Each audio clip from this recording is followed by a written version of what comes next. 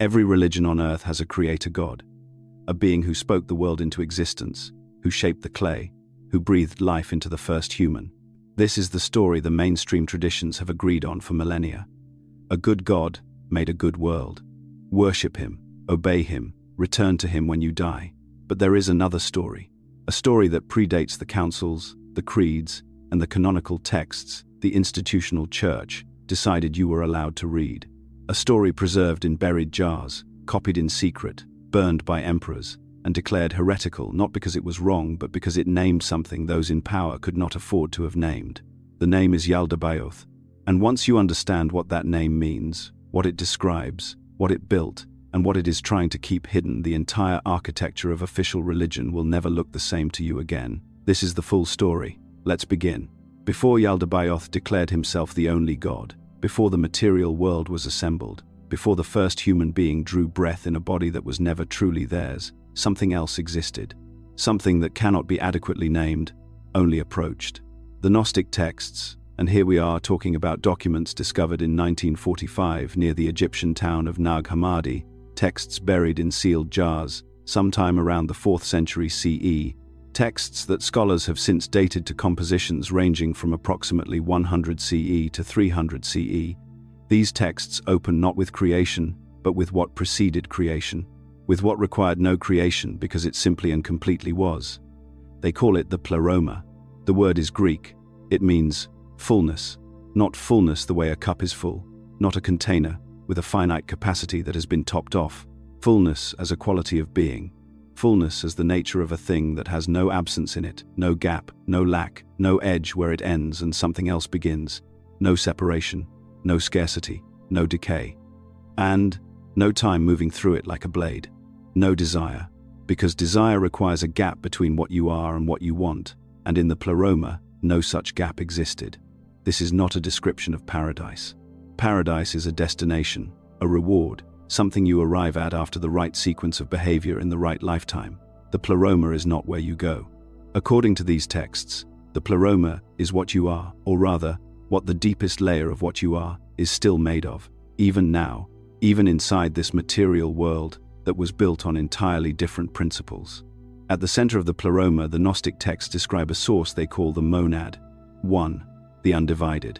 The Apocryphon of John, one of the most detailed cosmological documents found at Nag Hammadi, a text composed in its earliest form, perhaps as early as the 2nd century CE, describes the monad in language that is almost deliberately inadequate, as if the author understands that the instrument of description cannot contain what is being described.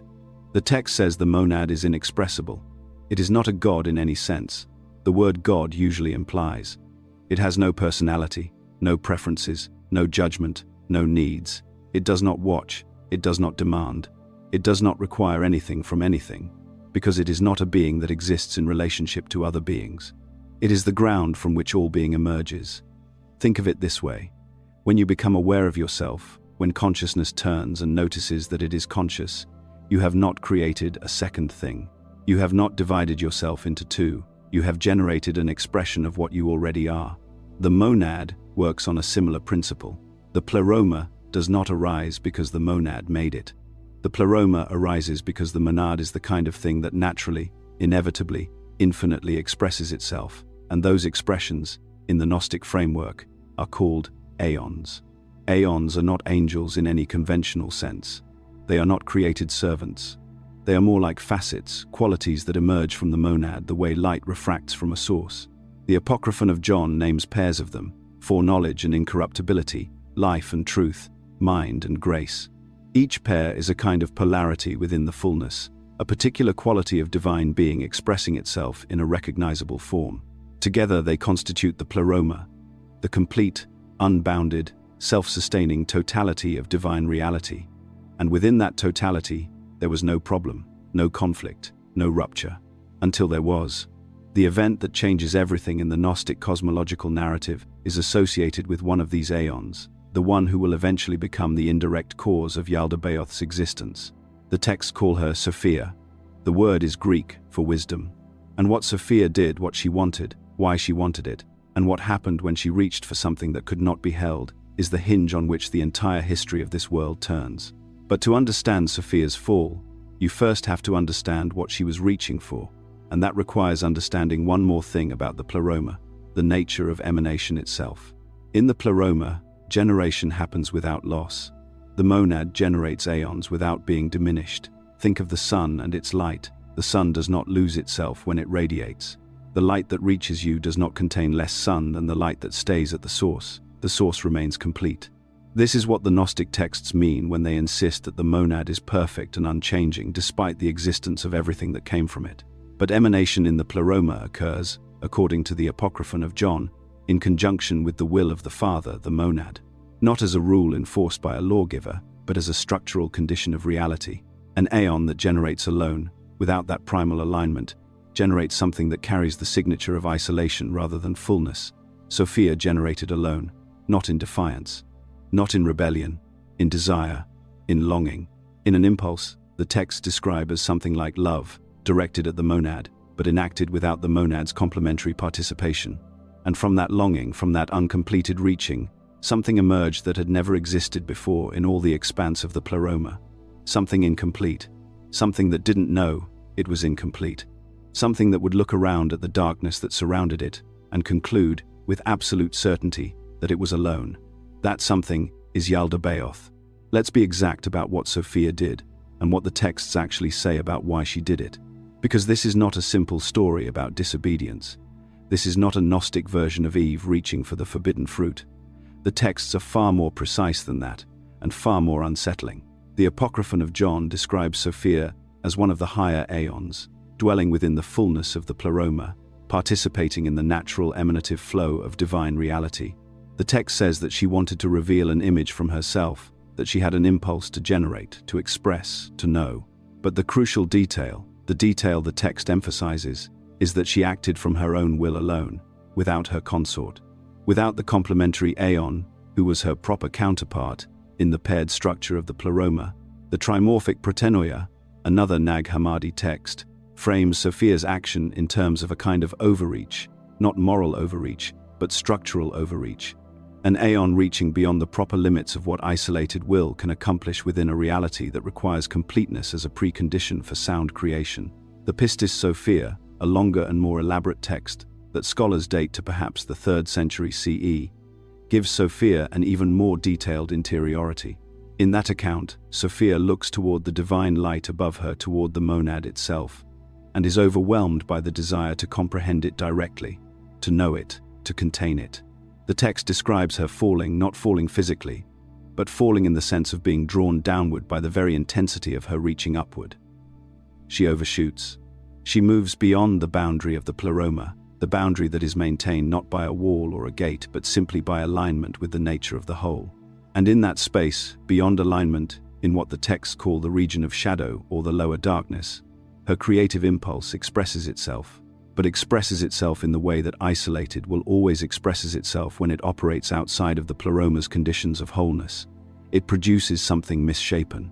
The Apocryphon of John is direct about this. Sophia looked at what she had created, and it was not what she intended. The text says it had a different form than her. It had the face of a lion. It had the body of a serpent.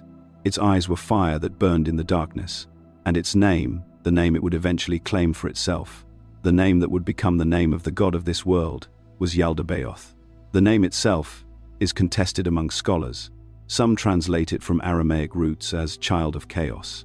Others derive it as son of the void. Still others trace it to a phrase meaning begetter of the heavens, which becomes darkly ironic given what Yaldabaoth proceeds to build. The Ophite Gnostic tradition, one of the earliest known Gnostic schools whose ideas circulated in some form as early as the 2nd century CE, refers to Yaldabaoth as the demiurge, a Greek word that in Plato's philosophy meant simply craftsman or maker, but which in Gnostic usage became something far more specific, the being who constructs the material world without being the ultimate divine source of anything. Sophia looked at what she had made, and the texts are unanimous on what she felt: horror, not pride, not satisfaction, not the natural recognition that passes between a source and its proper expression. Horror, grief. The Pistis Sophia describes her weeping in the outer darkness, surrounded by the product of her own uncompleted will, and she tried to hide it. She took Yaldabaoth and placed him behind a cloud. The texts say she built a veil between him and the rest of the pleroma, so that the other aeons would not see what she had made, and she would not have to confront the full reality of it. This is crucial to understand. Yaldabaoth did not enter existence through intention. He entered existence through an error, through a motion of love that exceeded its proper boundaries. And he entered existence already separated from his creator, already hidden, already alone.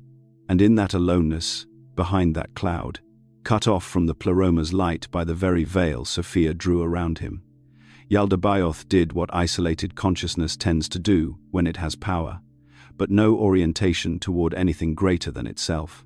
He looked around at the empty darkness, and he decided to fill it. The Gospel of Philip, dated by scholars to approximately the 3rd century CE, contains a sentence that cuts to the heart of this moment. Ignorance is the mother of all evils. Not malice, not rebellion, ignorance. Yaldabaoth would build an entire cosmos, would architect matter, create rulers, breathe life into clay, not because he was evil in the way a person chooses to be evil, but because he genuinely did not know what he did not know. He did not know the pleroma existed. He could not see beyond the veil. He had never experienced the fullness that generated his creator. All he had was the fragment of divine power that passed through Sophia to him, a fragment of real creative force, enough to build worlds, but oriented by nothing except its own will. And the first words the texts record him speaking are the most revealing thing about everything that follows. He looked around at the darkness and said, "I am God. There is no other God beside me." Not a declaration, a conclusion. The only conclusion available to a consciousness that cannot see past the edge of its own creation. He was not lying. He was not performing. He was stating what seemed, from inside his prison of ignorance, like the most obvious fact in existence. He was wrong, and almost everything that has shaped human civilization since has flowed from that mistake. The moment Yaldabaoth concluded he was the only God, he began to build. This is where the Gnostic narrative becomes extraordinary in its specificity, because unlike most creation myths, which describe a divine being conjuring an ordered world out of love or wisdom, the Gnostic texts describe a being constructing reality out of a kind of compulsive self-replication. Yaldabaoth didn't create because he wanted to share beauty. He created because he had power and nowhere to direct it except inward, in an endlessly cycling assertion of his own primacy. The Apocryphon of John describes what Yaldabaoth does first, with extraordinary precision. Before the earth, before the oceans, before light is commanded into existence, Yaldabaoth generates 12 authorities, beings he creates from himself, each carrying a portion of his fire, each assigned to govern a particular layer of the reality he is about to construct. The text names them Athoth, Hermes, Kalila Umbri, Yabal, Adoniu, Sabaoth, Cain, Abel, Abrasine, Yobel, Armupiel, Melseer, Adonane. 12 names, 12 rulers. These are the archons. The word comes from the Greek arche, meaning ruler or first principle. In the Gnostic framework, the archons are not demons in any simple folklore sense. They are not red-scaled creatures with pitchforks. They are administrators, governors, structural beings whose function is to maintain the architecture of a reality that was built on a flawed foundation. They hold in place the layers of a cosmos that, without constant maintenance, would collapse back into the void that produced it.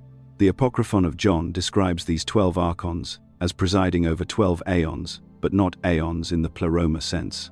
These are material eons, heavenly spheres in the astronomical sense, layers of reality arrayed around the world they will eventually construct. Each archon rules a domain. Each domain has its own qualities, its own weight, its own way of shaping consciousness that passes through it. And from these 12, the text says, Yaldabaoth generated further powers, 365 of them, corresponding to the days of the year, a detail that should make you pause, because it suggests the archons are not external to the passage of time, but are in some sense constitutive of it.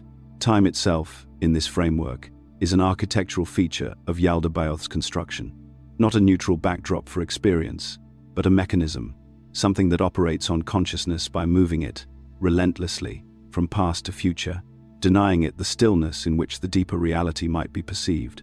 This is where the Gnostic model becomes genuinely strange and genuinely worth sitting with, because the question it is raising is not whether a bad God made a bad world. The question it is raising is whether the most fundamental features of material existence, time, space, scarcity, entropy. The relentless movement of things from order to disorder are features of a system that was designed by something that didn't know what it was doing and couldn't see past the boundaries of its own creation. Our video on the Demiurge, the one titled, "This is the last video you'll ever need about the Demiurge," goes deep on that structural question. If you haven't watched it yet, it fills in dimensions of this story that we won't have room to repeat here. What I want to focus on now is what Yaldabaoth built, and why the texts insist it matters specifically to you. After the archons, after the hierarchies of rule are established, Yaldabaoth turns to the construction of the physical world. And here the Apocryphon of John does something remarkable. It maps the Gnostic creation narrative onto the Genesis account, not to validate Genesis, but to reinterpret it from the inside.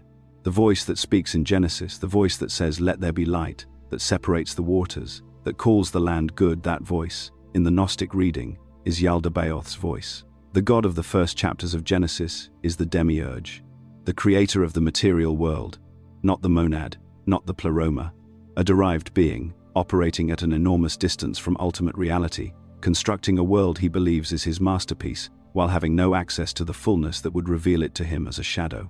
The hypostasis of the archons, another Nag Hammadi text, dated to roughly the 3rd century CE, makes this explicit. It describes the archons moving over the waters, dividing the firmament, shaping the earth. All of it in language that echoes Genesis, almost word for word. The point is not coincidence. The point is that the Gnostic authors had read Genesis and were offering an account of who was actually speaking in that text and what that being actually was. Sabaoth is a particularly interesting case within this hierarchy.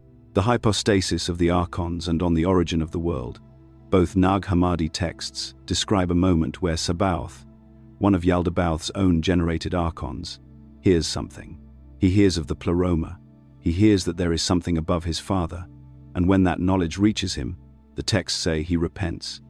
He turns away from the Demiurge and toward the higher reality. And for this single act of recognition, he is elevated. He is placed in the 7th heaven, above his father, and given dominion over a realm that participates, however partially, in genuine divine order. This detail matters, because it tells you something the Gnostic texts insist on repeatedly.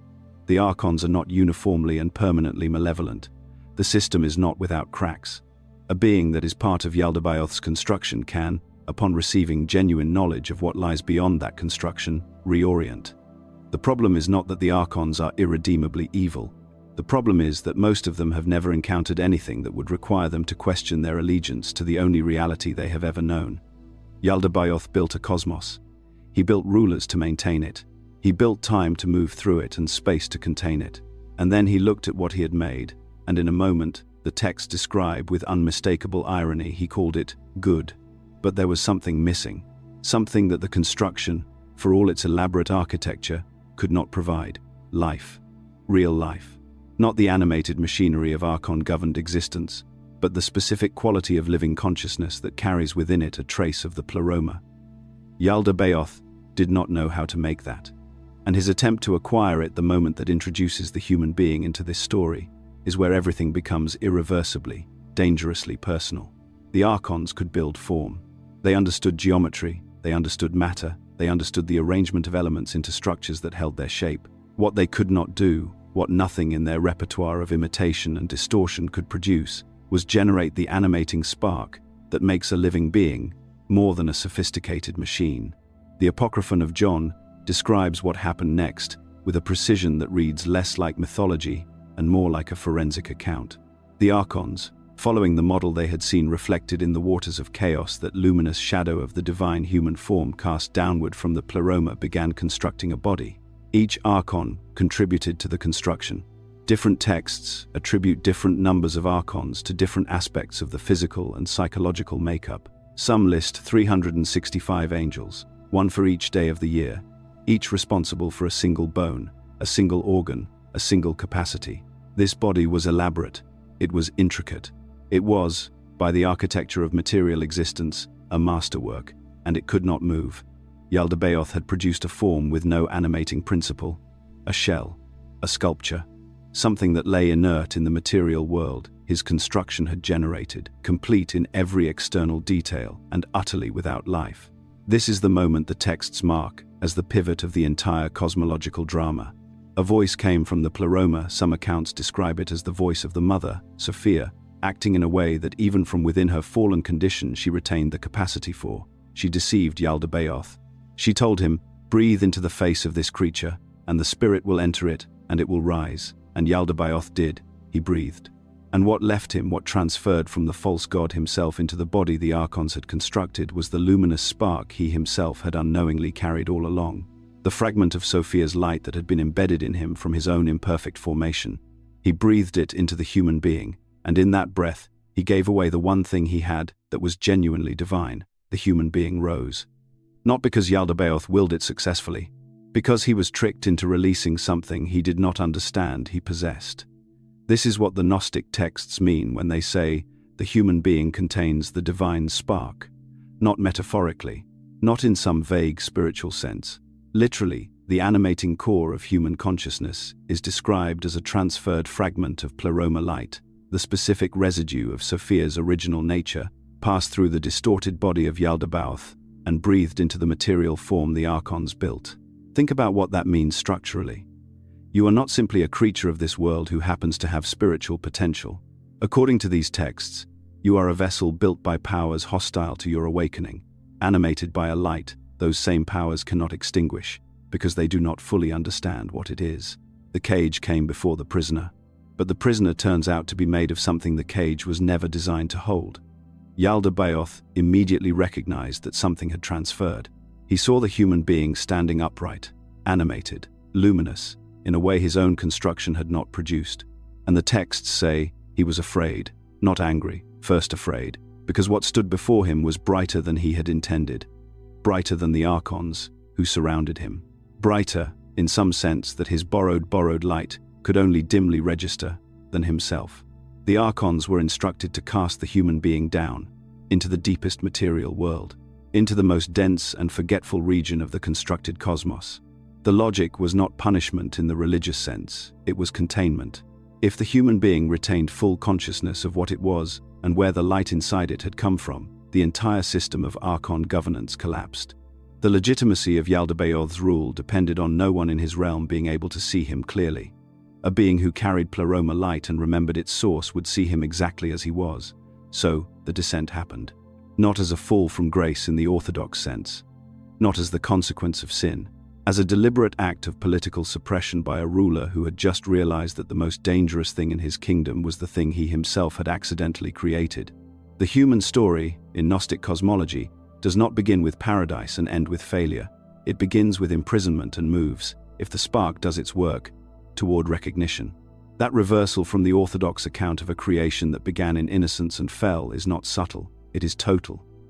Every tradition that touches the story of Eden presents it as a tragedy of disobedience. The standard version is familiar to anyone raised near a Bible. God creates a garden, places humanity inside it, issues a prohibition.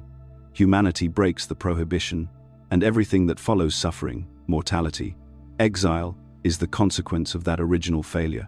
The moral architecture is clear: obey the Creator. This is what the Church has taught for 2,000 years. The Gnostic texts do not modify that story. They invert it completely. In the Gnostic reading, the Garden of Eden is not a paradise. It is an enclosure.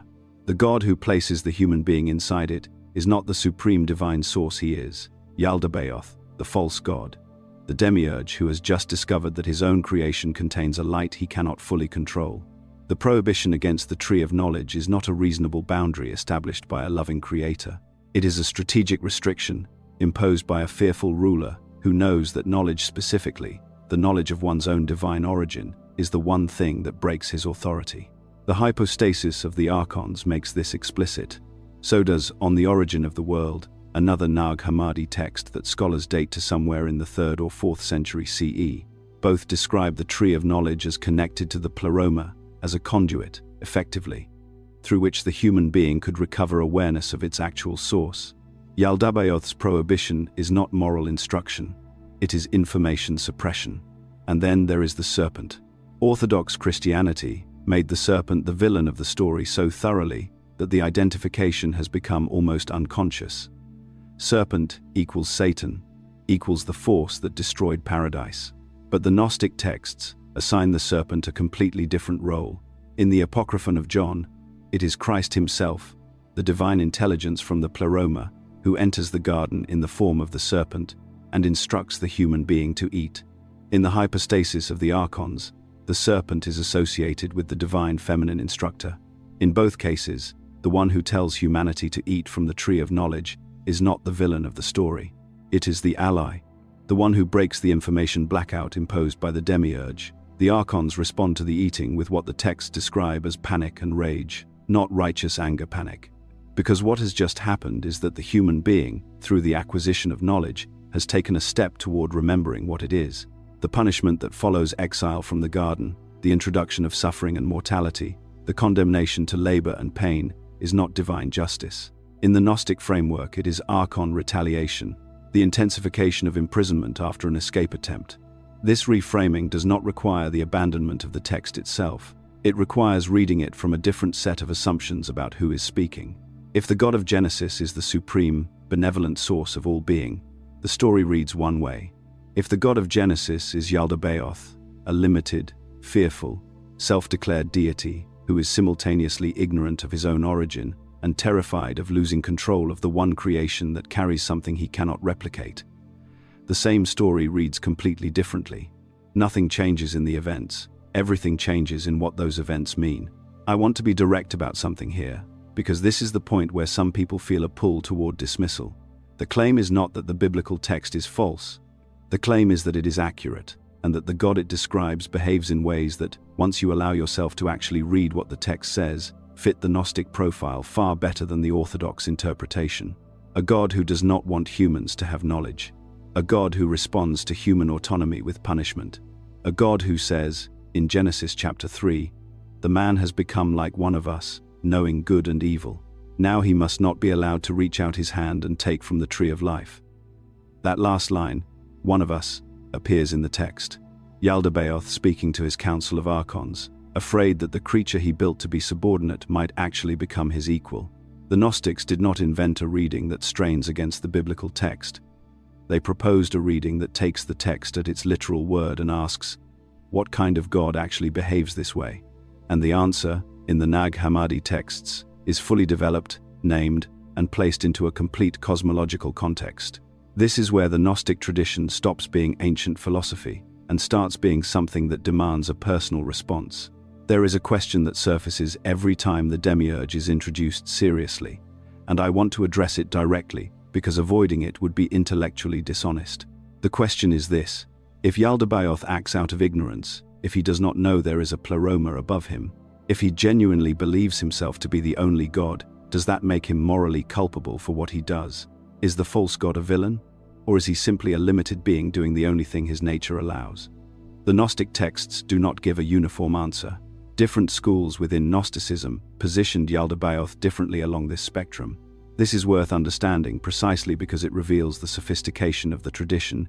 It was not a simple mythology of good versus evil dressed in different clothing.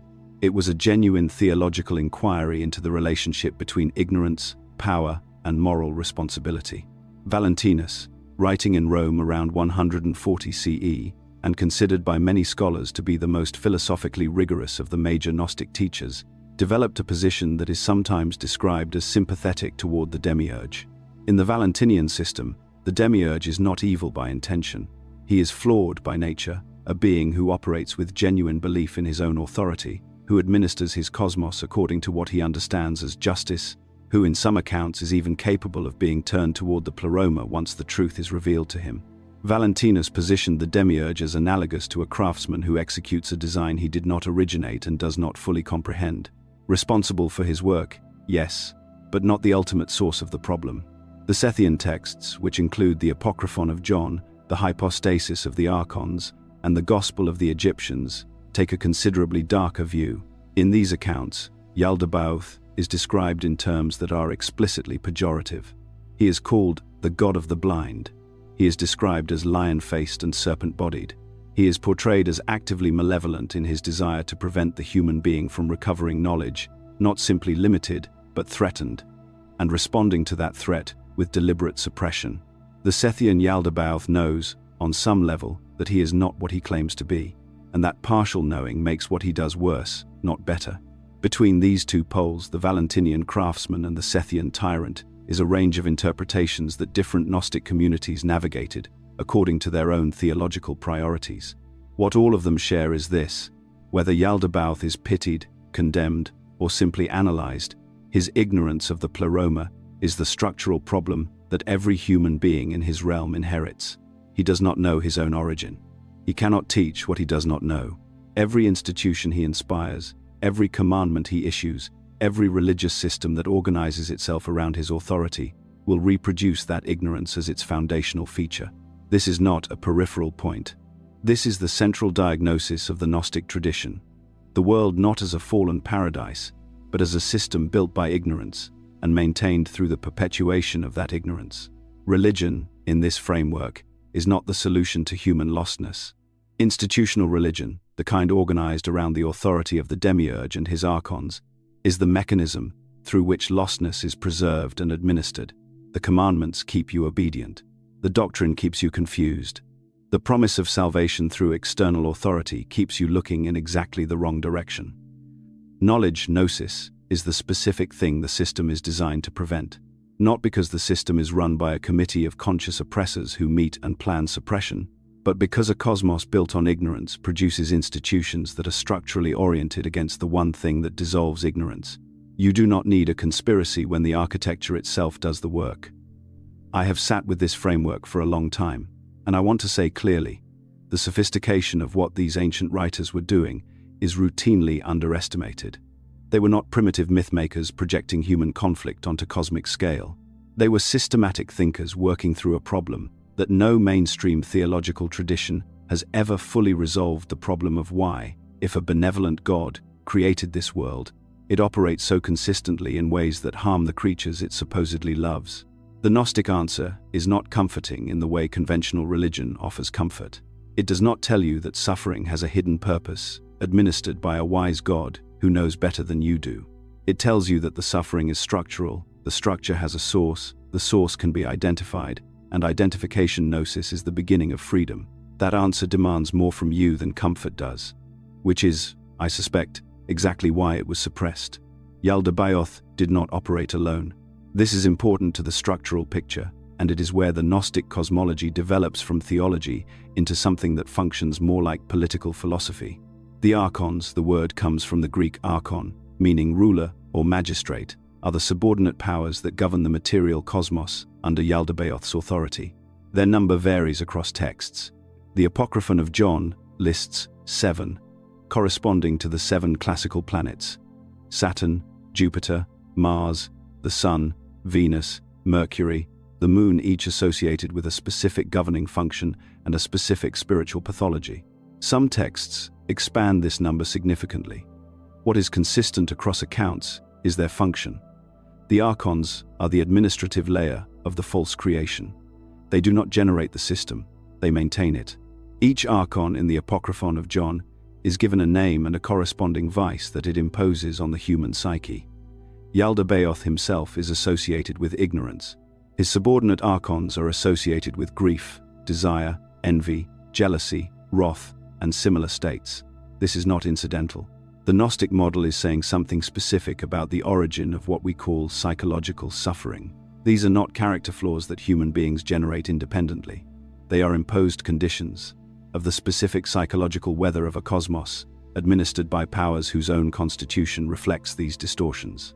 The Apocryphon of John describes Yaldabaoth giving each of his archons dominion over a specific aspect of the human being: body, soul, emotion, thought. This is what scholars sometimes call the archontic partition of the human being, the idea that different layers of the self are under the governance of different archon influences, such that the ordinary human psyche is, in a very real sense, not fully its own. Parts of what you experience as yourself are, in this framework, the archon-administered machinery running its standard program. The planetary correspondence matters here. In the ancient world, the planets were not understood as neutral astronomical objects. They were understood as governing intelligences, forces that shaped human fate through astrological influence. The Hellenistic world, that produced much of Gnostic thought, was saturated with astrology as a genuine cosmological system.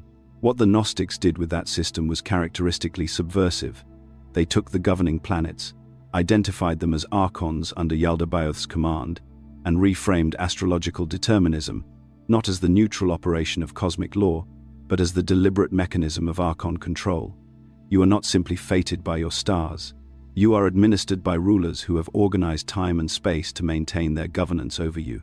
The soul's journey through the planetary spheres, a concept that appears across Hellenistic, Neoplatonic, and Gnostic sources, acquires a specific meaning in this framework. At death, the soul ascends through the planetary levels. At each level, an archon confronts it, demands a toll. In some Gnostic texts, these tolls take the form of specific qualities or vices that were deposited into the soul at birth and must be surrendered at each sphere on the way back out. The Pistis Sophia, a lengthy Gnostic text, preserved in Coptic and dated by scholars to somewhere in the 3rd century CE, describes this process in considerable detail. The soul that cannot produce the correct response at each sphere is turned back, returned to material existence. The cycle continues.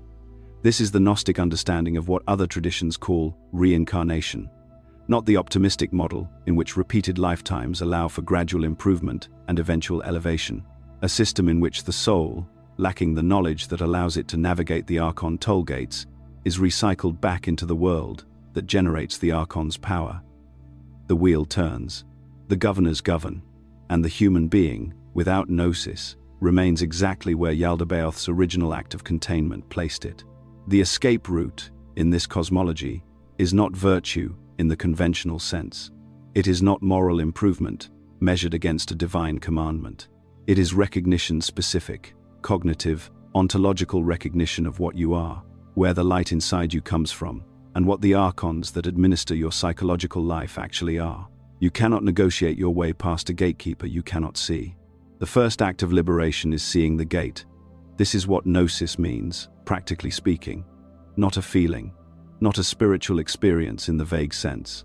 A specific shift in understanding from identifying with the psychomaterial machinery the archons maintain, to recognizing the luminous spark underneath it that was never theirs to own. The machinery is real, the spark is realer, and Yaldabaoth, for all his declarations, built the first and accidentally released the second. That accident is the entire basis of human spiritual possibility within this cosmology. The false god's mistake is the true god's opening. Now, let's go deeper into the machinery itself. Yaldabaoth did not simply create a physical universe and leave it at that. The Gnostic texts are explicit on this point. The construction of the material world was inseparable from the construction of ignorance about the material world. These were not two separate projects. They were one project. You cannot understand what Yaldabaoth built without understanding that the architecture of matter and the architecture of not knowing were designed together, from the beginning, as a single integrated system. This is where the cosmology gets uncomfortably precise. The Apocryphon of John, one of the central documents recovered at Nag Hammadi in 1945, a text scholars date to somewhere in the 2nd century. CE describes in detail how Yaldabaoth organized his creation into layers. Not just physical layers, psychological layers, perceptual layers. The text describes a hierarchy of rulers, the archons, each of whom was assigned dominion over a different dimension of human experience: thought, desire, memory, perception, judgment. Each of these faculties, the very faculties a human being uses to try to understand the world, was placed under the management of a specific archonic authority. Read that again slowly. The tools you use to try to understand your situation are themselves administered by the forces that built the situation. Before we continue, some of what I've learned simply never makes it onto YouTube. That's why I started the Gnostic Newsletter, a free newsletter where I go deeper into esoteric Gnostic teachings, hidden wisdom, and the mysteries we don't share in these videos. And when you sign up, you'll receive a Gnostic guide to mastering reality as a welcome gift, completely free. You'll find it through the link in the description below or by scanning the QR code on your screen. I'll give you a moment to do that.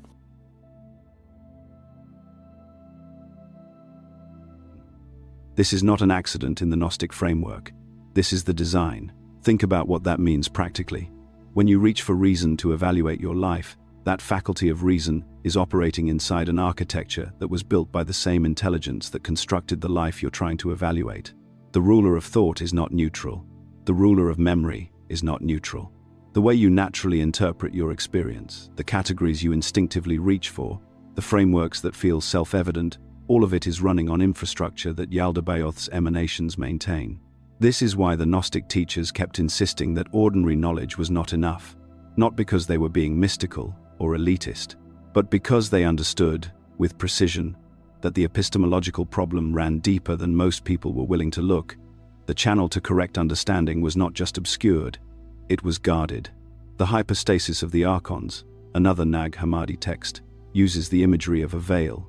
Between the material world and the higher reality, between the prison and the pleroma, there is a veil that the archons maintain. This veil is not simply darkness, it is active misrepresentation.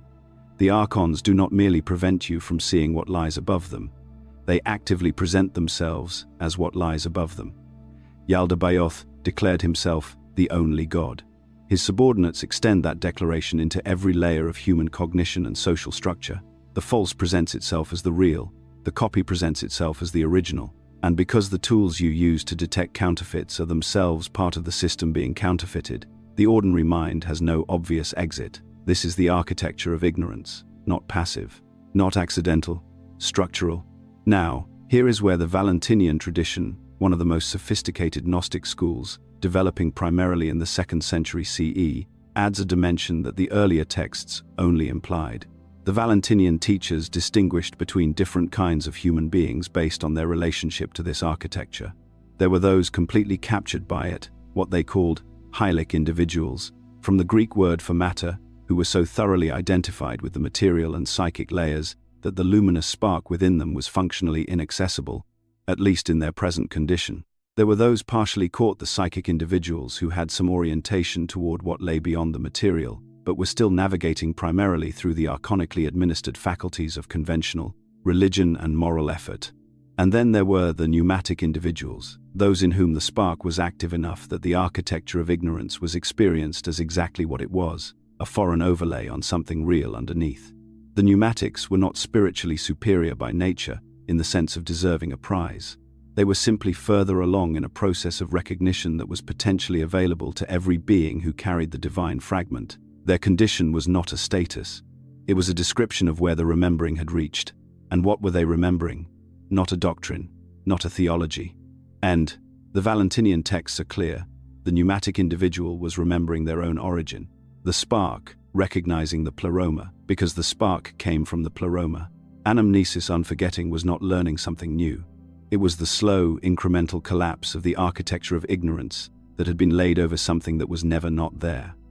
Yaldabaoth built a world designed not to be understood from within itself. That is the precision of the system. But the spark was never fully within it. And that asymmetry between the architecture of ignorance and the fragment that predates it is the crack in the design. It has always been there. It will always be there. The false god built around it. He could not build over it. There is a specific moment in the Gnostic narrative where the entire trajectory of the false god's project shifts, not through opposition from above, not through any external intervention that Yaldabaoth could have anticipated or resisted. The shift happens because of something he chose to do, acting from his own nature, following the logic of his own desire. And in doing so, he created the very thing that would eventually undo him. That moment is the creation of Adam. The Apocryphon of John tells this part of the story with a remarkable structural inversion of the Genesis account. In the canonical Genesis, God creates Adam, and the creation is good, complete, authoritative. In the Gnostic account, the creation of the human body is a desperate, botched, collaborative project among Yaldabaoth's archons, and it fails. Here is the sequence as the text describes it. After Yaldabaoth and his archons have constructed the material world, an image appears on the surface of the primordial waters. This image is the reflection of the true human, the anthropos, which exists in the higher pleroma as a spiritual archetype. The archons see this reflection and are drawn to it. They decide to create a physical imitation of what they have seen, and so they do. Each archon contributes a portion of the material and psychic constitution of the being they are constructing.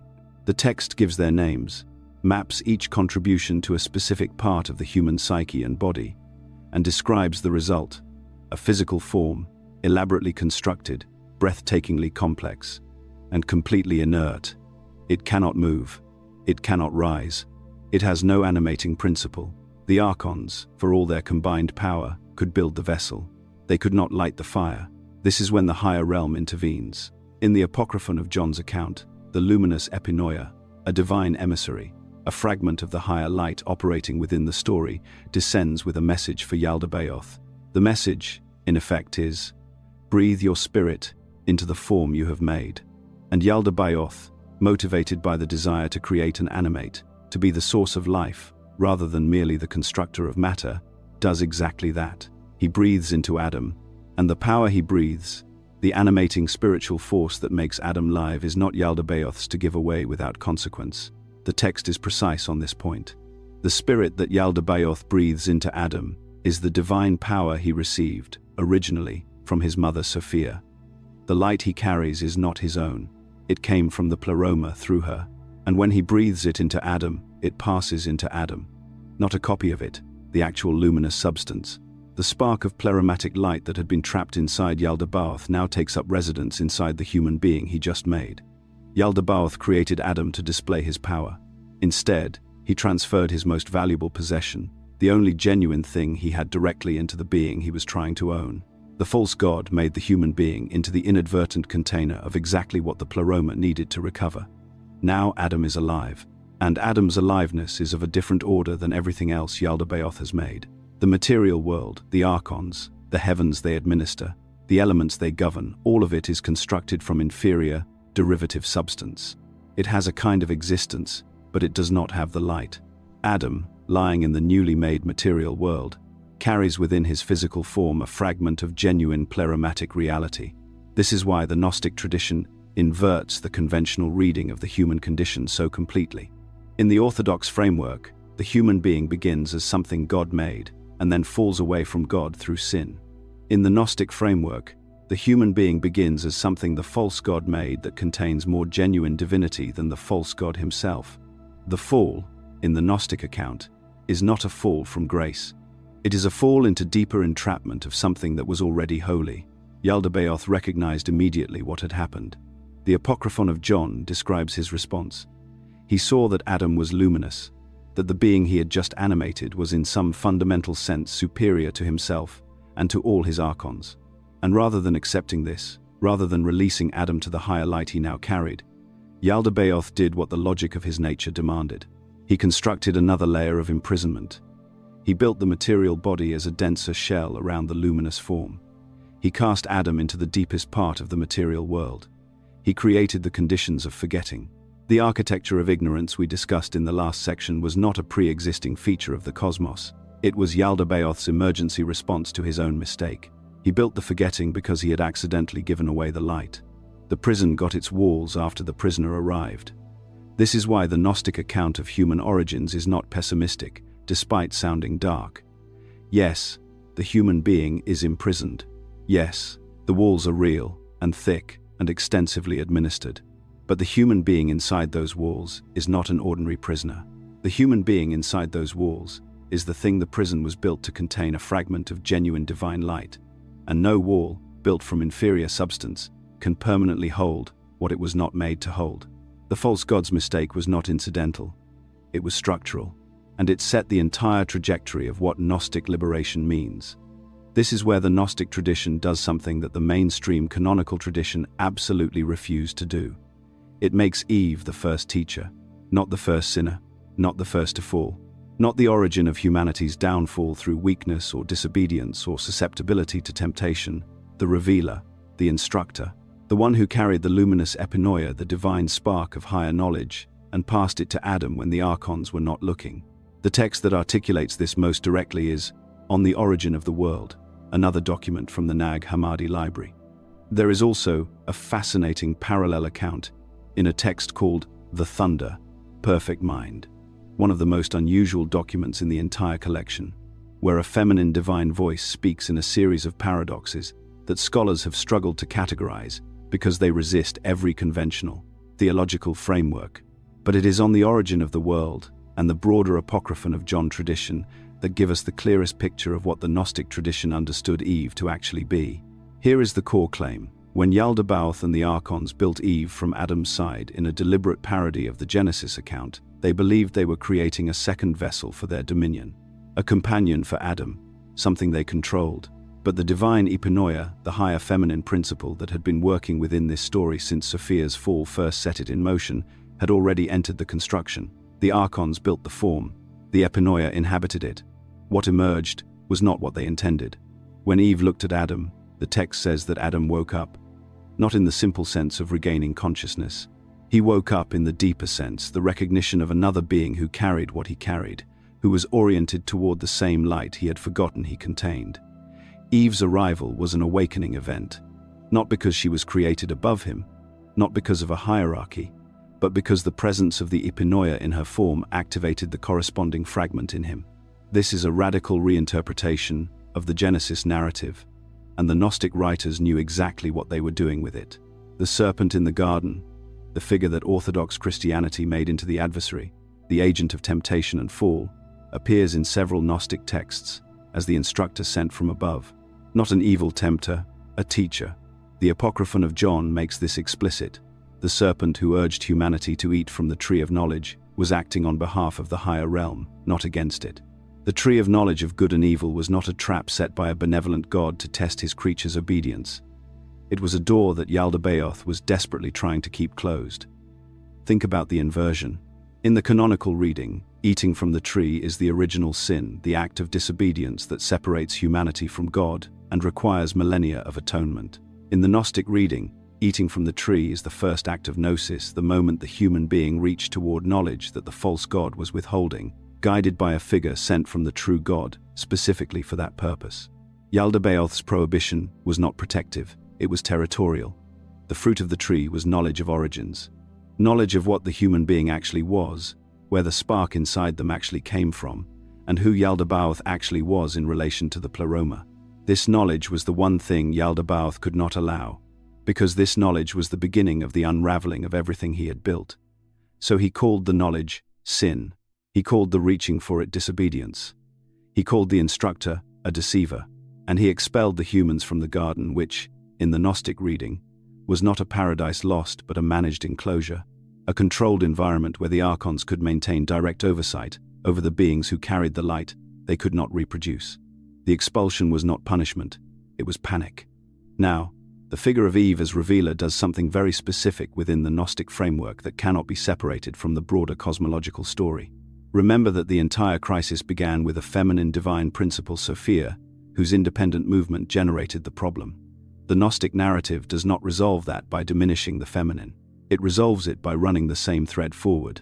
A feminine divine principle generated the entrapment. A feminine divine principle, the epinoia, working through Eve, initiates the process of liberation. The problem and the solution share the same origin. The pleroma's self-correcting mechanism is built from the same source as the original divergence. This is cosmological symmetry. Sophia's fall fractured something. The epinoia's descent begins the repair. Not through power, not through conquest, not through the kind of domination Yaldabaoth used to build his world. Through knowledge, through recognition, through the awakening that happens when the spark in one being activates the spark in another. The Gnostic tradition buried this. Not the Gnostic tradition itself. They preserved it carefully, copied it, hid it when necessary, died, protecting it. Orthodoxy buried it. The councils that determined canonical scripture buried it. The texts that made Eve the first revealer were excluded, condemned, and burned. Their preservation in a sealed jar near Nag Hammadi was an act of desperate archival love by someone who understood what was at stake. What was at stake was this: a version of the human story in which the first act of genuine spiritual movement was made by a woman, guided by a divine feminine principle, against the explicit prohibition of the false god who claimed to own everything. That version did not fit the church's organizational needs, so it was buried, but it wasn't destroyed. There is a detail in the Gnostic texts that, once you see it, you cannot unsee, and it says more about Yaldabaoth's actual nature than any direct description in the literature could manage. Yaldabaoth keeps insisting he is the only God. Not once, repeatedly. Across multiple texts, in multiple contexts, The false god makes the same declaration. I am God, and there is no other God besides me. The Apocryphon of John records it. The Hypostasis of the Archons records it. On the Origin of the World records it. The second treatise of the Great Seth, another Nag Hammadi document, echoes it. Across the range of Gnostic literature, Yaldabaoth's defining verbal act is the repeated insistence on his own supremacy and uniqueness. Now think about why a genuinely supreme being would need to do that. A being who was actually the sole divine source of all reality would have no reason to announce it. The announcement is structurally unnecessary if the claim is true. The sun does not make speeches about being the sun. Light does not argue for its own luminosity. The true God, the monad, the invisible spirit, the source described at the apex of Gnostic cosmology, never declares itself in the texts. It simply is. It requires no proclamation because there is no alternative it needs to exclude. But Yaldabaoth does need to exclude an alternative, because there is one. Every time Yaldabaoth says there is no God above me, he is inadvertently confirming that there is a God above him, one whose existence he is aware of, and whose reality he is trying to suppress in the consciousness of the beings under his authority. The declarations are not the speech of omnipotence. They are the speech of insecurity. They are the theological equivalent of a man walking into a room and announcing, unprompted, that he is not afraid. The Gnostic writers noticed this with extraordinary precision. They took the very declarations from the Hebrew scriptures, I am the Lord your God, you shall have no other gods before me, and read them as evidence of exactly this structure. Not a supreme being making a self-evident statement. A limited being revealing his limitation through the form of his insistence. The first commandment, in the Gnostic reading, is not God establishing the terms of relationship with his people. It is Yaldabaoth betraying his own anxiety about what lies above him. Isaiah 45:5, I am the Lord, and there is no other. Apart from me there is no God, appears almost verbatim in the Apocryphon of John as a quotation from Yaldabaoth. The Gnostic author is not being subtle about the identification. The God of the Hebrew Bible, in this reading, is the same entity the cosmological narrative describes. A being of real, but derivative and limited power, who mistook himself for the ultimate source because he could not see beyond his own creation. This matters theologically in a way that ripples outward in every direction. If the God who demands worship, who issues commandments, who punishes deviation, who rewards compliance, and who defines himself through exclusivity, if that God is Yaldabaoth, then the entire architecture of institutional religion, built on his authority, needs to be reconsidered from its foundation, not reformed. Reconsidered. Because the problem is not that the institution has drifted from the divine original. The problem, in the Gnostic framework, is that the institution is perfectly faithful to a divine original who was never what he claimed to be. Obedience to Yaldabaoth is not the path to the pleroma, it is the path deeper into the structure he built. Every act of worship directed at the false god reinforces the architecture of ignorance. Every commandment obeyed as an obligation to the cosmic sovereign strengthens the archonic administration of the soul. The Gnostic critique of institutional religion is not about corruption or hypocrisy or the gap between what the church teaches and what it practices. The Gnostic critique goes all the way down. The foundation itself is the problem. And then there is the deeper layer, the one that the Gnostic writers return to repeatedly with something that reads, in the texts, almost like dark humor. Yaldabaoth is jealous. The biblical text says this explicitly, I am a jealous God, and the Gnostic authors treated this as the most revealing self-disclosure in the entire canon. Jealousy presupposes a rival. You cannot be jealous in a vacuum. Jealousy is the emotional signature of someone who perceives a competing claim on something they believe they own. When Yaldabaoth declares himself jealous, he is confirming not only that other divine realities exist, the pleroma, the true God, the higher aeons, but that he relates to them with resentment, with competition, with the psychic structure of a being who knows he is not the original and cannot stand the knowledge. This is the theology of a God who protests too much. And the Gnostic tradition made it the cornerstone of their critique, because if you can hear the insecurity underneath the declaration, the entire weight of institutional religious authority begins to shift. The commandments stop feeling like the voice of ultimate reality. They start feeling like something else, the demands of a local administrator who has been telling his subjects that there is no country above the county, and is terrified of the day one of them walks to the border and sees for themselves. That walk is what gnosis means, not a metaphor. The actual movement in consciousness in recognition, in unforgetting toward what the declarations were always trying to hide. Yaldabaoth did not rule alone. This is important. The Gnostic texts are not describing a single false god operating in isolation. They are describing a bureaucracy, a hierarchy of lesser powers created by Yaldabaoth himself, each one assigned a function, each one governing a layer of the material cosmos, each one enforcing from a specific position in the architecture the same fundamental deception their creator embodies. These are the archons. The word comes from the Greek archon, meaning ruler, magistrate, one who holds official power. The Gnostics chose that word deliberately, not demons, not monsters. Rulers, administrators, officials, beings whose authority is real within their domain, and whose domain is exactly the one you were born into. The Apocryphon of John, a text scholars date to approximately the late 2nd century CE, and discovered with the Nag Hammadi library in 1945, gives us the most detailed account of what Yaldabaoth did after his first declaration of singular divinity. Having announced that there was no god above him, he immediately set about constructing the machinery of a cosmos that would make that lie structurally true, not through any spiritual reality, but through the simple fact that if you build the walls high enough, those inside will have no reference point for anything outside. So he created the archons, 12 of them in the Apocryphon of John's accounting, 7 in other texts. The exact number varies by tradition, but the function is consistent. Each archon corresponds to a layer of the material heavens, and each heaven is itself a kind of filter, a zone of increasing density and decreasing light as you move further from the pleroma and deeper into matter. Think of it structurally. The pleroma radiates. Sophia's fall creates a rupture. Yaldabaoth forms from that rupture and declares himself absolute. He then constructs 7 heavens, each governed by an archon bearing a name that early Gnostic texts often associated directly with the planetary rulers of Greco-Roman cosmology: Yao, Eloios, Astaphios. Yaldabaoth himself, at the 7th position, Sabaoth, Adonine, Sabbaday, depending on which text you're reading. The names shift, the architecture does not. Each heaven is denser than the one above it. Each archon is more limited, more possessive, more afraid than the one above. And as the divine spark descends through each layer on its way into human form, it passes through each archon's domain. Each passage leaves a mark.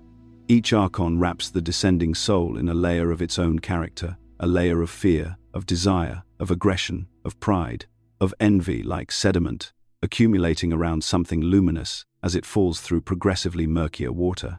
By the time that spark reaches the material world and enters a human body, it has been wrapped in so many layers that it can barely sense itself. This is not metaphor. The Gnostic texts present this as literal cosmological mechanics. The archons are not symbols for psychological forces, or rather, they are not only that.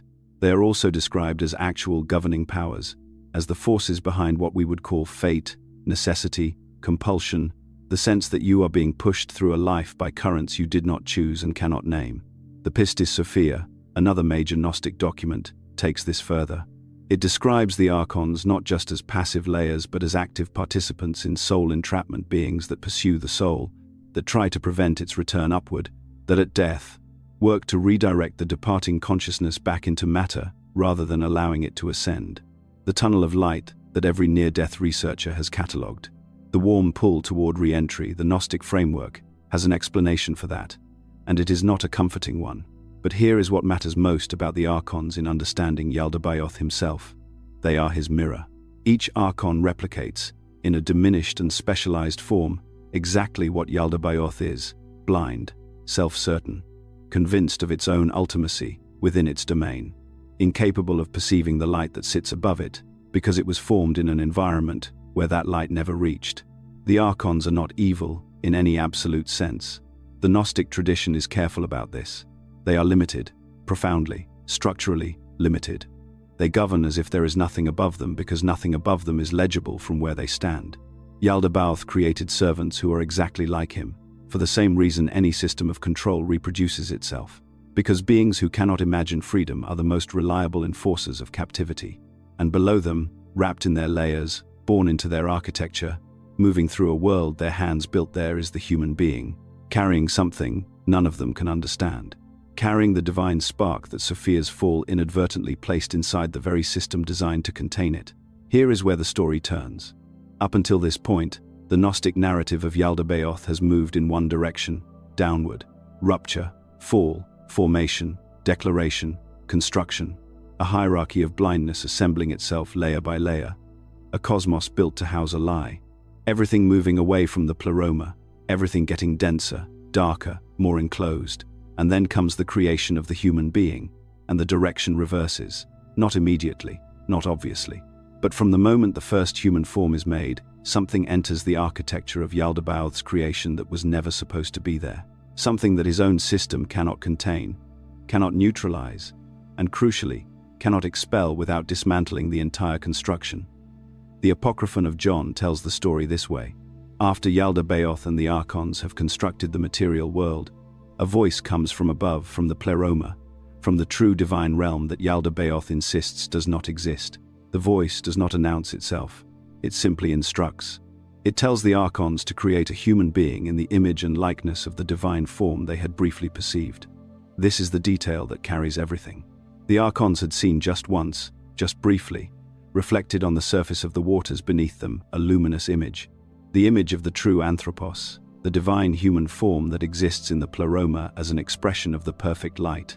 They had seen it dimly, as a reflection, not a presence, but they had seen it, and the instruction from above was, make a form in that image. So they did. The Apocryphon of John names 365 angels in some traditions, 72, in others many more, each contributing a specific feature, a specific capacity, a specific aspect of the form: bone, blood, sinew, perception, memory, thought, desire. The material construction of the first human being is described in extraordinary anatomical and psychological detail, each component assembled by a different archon or angelic power, each piece reflecting a different layer of the created world. And when they were finished, the form lay inert. This is the crucial passage. The Archons created the body, the full structure, the full architecture, the complete material and psychic form of what would become the human being, and it could not move. It could not animate itself. It had no life, because the Archons had no life to give it. They had power, they had structural authority, they had the ability to organize matter into astonishing complexity. But the one thing they could not manufacture, the one thing that genuine life requires, and that the entire material creation around them lacked, was pneuma, spirit, the breath of actual being. So Yaldabaoth was persuaded in some tellings, tricked in others, instructed by agents of the pleroma operating below his threshold of awareness to breathe into the form. And this is where it becomes extraordinary. When Yaldabaoth breathed into Adam, he breathed out a portion of the divine light power he had carried within himself since his own formation from Sophia's rupture. The power he had inherited without understanding it. The luminous element that did not belong to him and that he had never been able to fully integrate. He exhaled it into the human form, and the form became alive, not just biologically, not just functionally. The divine spark, the fragment of true pleromatic light that had been traveling downward through Sophia's fall, through Yaldabaoth's creation, through the accumulating layers of archonic sediment, finally came to rest inside a material form capable of bearing it. The Archons immediately recognized what had happened. The text described their horror. The being lying before them was now more luminous than they were, more intelligent, more aware. The creature they had just constructed, that had been assembled from the dust of the material world by their own hands, was shining with something they did not possess and could not replicate. So they did what every power does when it creates something it cannot control. They tried to contain it. They threw the human form into the deepest part of the material world, into the body of matter, into the condition of forgetting. They surrounded the divine spark with layer upon layer of material weight, so that the light inside could not find its own radiance from within, could not remember what it was, could not perceive the pleroma it had originated in. They created, in other words, the condition of ordinary human consciousness. That forgetting has a name in the Gnostic tradition. It is called the Gnostic Sleep, the sleep of matter. The condition of being so thoroughly wrapped in the material and psychic layers deposited by the Archons that the divine spark within cannot surface into self-recognition. And here is the reversal that changes everything. The very act of containment is what makes liberation possible. Because the divine spark is now inside the system, and a prison that contains the light is a different kind of prison than one that merely surrounds darkness. The Apocryphon of John does not leave Adam or you without recourse. After the archons threw the luminous form into matter and surrounded it with the weight of forgetting, after Yaldabaoth sealed the divine spark inside a body and a world designed to make it impossible to see out, the Pleroma responded, not with force, not with an army of light descending to break open the material cosmos. The Gnostic texts are not that kind of story. The response from above was subtler, more intimate, and more devastating to Yaldabaoth's project than any direct confrontation could have been. The Pleroma sent epinoia. Epinoia, sometimes translated as afterthought, sometimes as luminous insight, sometimes as the divine reflection is described in the Apocryphon of John as being hidden inside Adam's body, not visible to the archons, not perceptible to Yaldabaoth's surveillance, embedded in the very structure of the human being, like a frequency running beneath the range that the material system can detect. This is worth sitting with. The divine assistance that the Pleroma offered was not external. It was not a force that would come from outside the prison to break it open. It was a capacity built into the prisoner, a capacity for recognition, for sudden clarity, for the moment when the light inside briefly illuminates itself, and the person experiencing it cannot explain what just happened, except to say that for a moment, something was completely real in a way that nothing else has ever been. The Gnostics called those moments gnosis, not the accumulated teaching, not the doctrine. The event itself, the lightning flash of direct recognition when epinoia surfaces through the layers of archonic sediment and the spark touches itself, Yaldabaoth noticed. The texts describe his response. He created a world elaborate enough to keep that surface from happening. Not through violence initially, through distraction, through complexity, through the sheer density of material existence pressing in from every side. Work, hunger, reproduction, the endless management of a physical life in a physical world.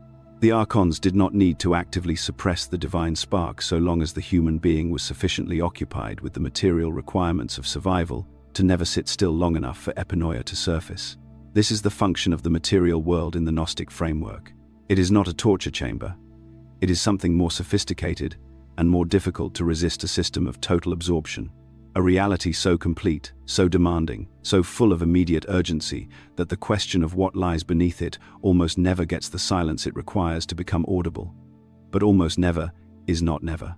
And this is where Eve enters the story, not as the source of sin that the canonical tradition made her, but as something the Gnostic texts describe in nearly opposite terms. In the Apocryphon of John, and in the related text called On the Origin of the World, the figure of Eve is directly associated with epinoia, the luminous instructor. She is not merely Adam's companion in some domestic sense. She is the activation of the capacity for recognition that had been dormant inside the human form. When Eve is described as being formed from Adam's side, or in some Gnostic tellings, from Adam's light, what is being described is the externalization of the epinoia that had been hidden within. The capacity for awakening becoming visible, embodied, present, as a distinct figure in the narrative. And then, there is the serpent. The Gnostic reading of Genesis is not a peripheral curiosity. It is a fundamental inversion that reveals the entire weight of the tradition's critique. In the canonical reading, the serpent tempts Eve to disobey God. Eve drags Adam into transgression, and together they bring sin and death into the world through their rebellion against divine command. In the Gnostic reading, explicitly stated in the Apocryphon of John, and elaborated in texts like the Testimony of Truth, the serpent is the instructor, the one who told the first human beings the truth about their situation, who told them that the God who had forbidden the tree of knowledge was hiding something, that the fruit of that tree was precisely what they needed, that the prohibition was not protection but containment, and the thing Yaldabaoth was hiding, the thing the tree of knowledge would reveal, was exactly this: the existence of the Pleroma, the existence of realms above the material cosmos that Yaldabaoth had been insisting were empty. The eating of the fruit was not the fall. In the Gnostic framework, it was the first act of awakening, the first moment in which the human being used the capacity of epinoia to pierce through the prohibition laid by the demiurge and perceive, however dimly, however briefly, that the world they had been given was not the whole world. This is why Yaldabaoth reacted with such intensity. The expulsion from Eden was not punishment in any moral sense, it was damage control. A being whose entire authority rested on the claim that there was nothing above him had just watched his creation discover that something above him existed. He expelled them before they could tell each other what they had seen, before the knowledge could consolidate, before the awakening could spread. But it was already too late. The spark had flickered. Epinoia had surfaced.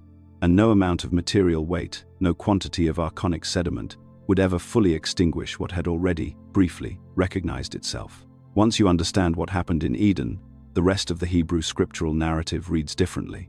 Not as a history of human rebellion against a righteous God, as a history of a demiurgic power repeatedly attempting to suppress the awakening that got away from him and failing every time, precisely because the thing he is trying to suppress is not outside his creation but inside it, embedded in the very beings he constructed and cannot unmake. The flood is the clearest example. In the Apocryphon of John, there is a passage about the flood that will permanently alter the way you read Genesis 6 through 9. Yaldabaoth's decision to flood the earth is not presented as a response to human wickedness. It is presented as a response to something specific, a lineage within humanity that was maintaining the memory of what had been recognized in the garden, a transmission not of doctrine, not of organized religion, but of the direct recognition that the material world is not the totality of reality, that the divine spark is real, that the pleroma exists above the manufactured heavens. This lineage is associated in various Gnostic texts, with Seth, the third son of Adam and Eve, described not as a replacement for Abel, but as a distinct spiritual lineage. The Sethian Gnostic tradition, which produced some of the most important Nag Hammadi texts, traces its own spiritual identity directly to this line. The Sethians understood themselves as the ongoing carriers of that original awakening, the people in whom Epinoia had never fully gone silent. Yaldabaoth's response to this lineage was the flood, an attempt to terminate the physical carriers of an unwanted transmission. But the Apocryphon of John describes something the canonical text does not. The moment Yaldabaoth planned the flood, the luminous insight the Epinoia warned Noah, not through a dramatic divine announcement, through the interior knowledge that is the signature of Gnosis.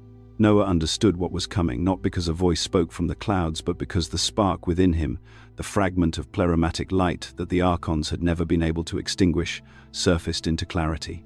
Noah built the ark not in obedience to the demiurge, but in defiance of the demiurge's plan.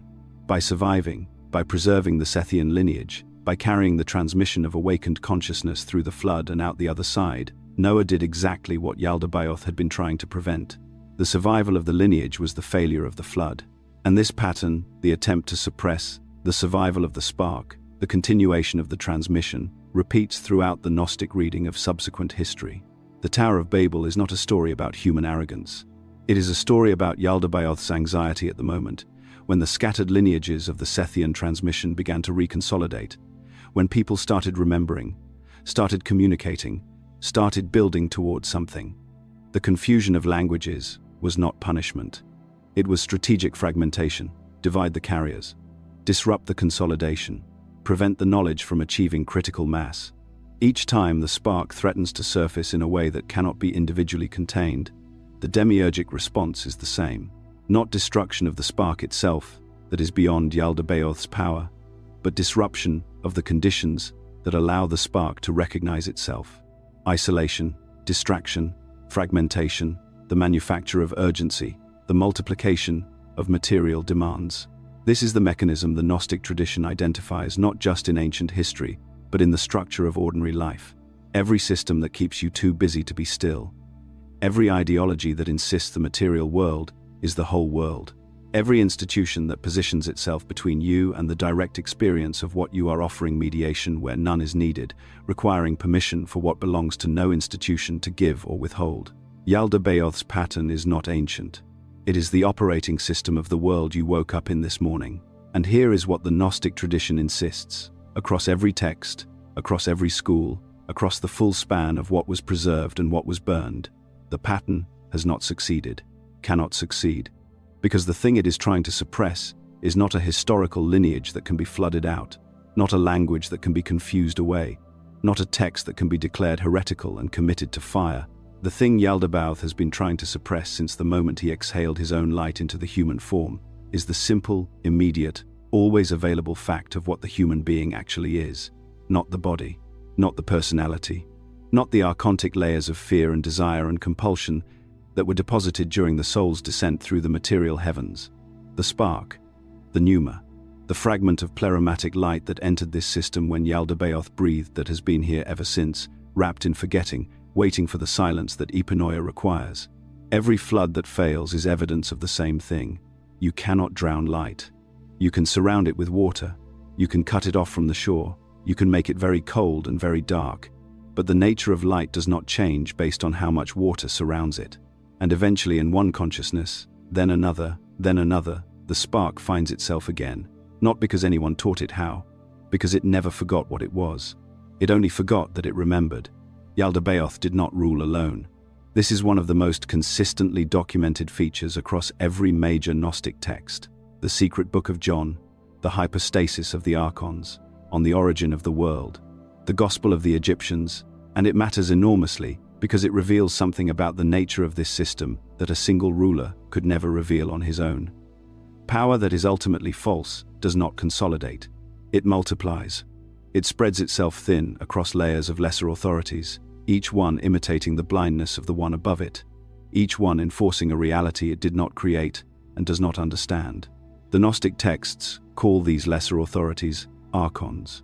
The word comes from the Greek archon, meaning ruler, magistrate, one who holds dominion.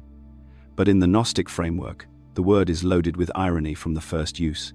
These are rulers who rule over something that should not exist, in service of a God who is not God, enforcing laws that were written to trap rather than to guide. They are, in the deepest sense, administrators of a mistake. The Apocryphon of John gives us the most detailed accounting.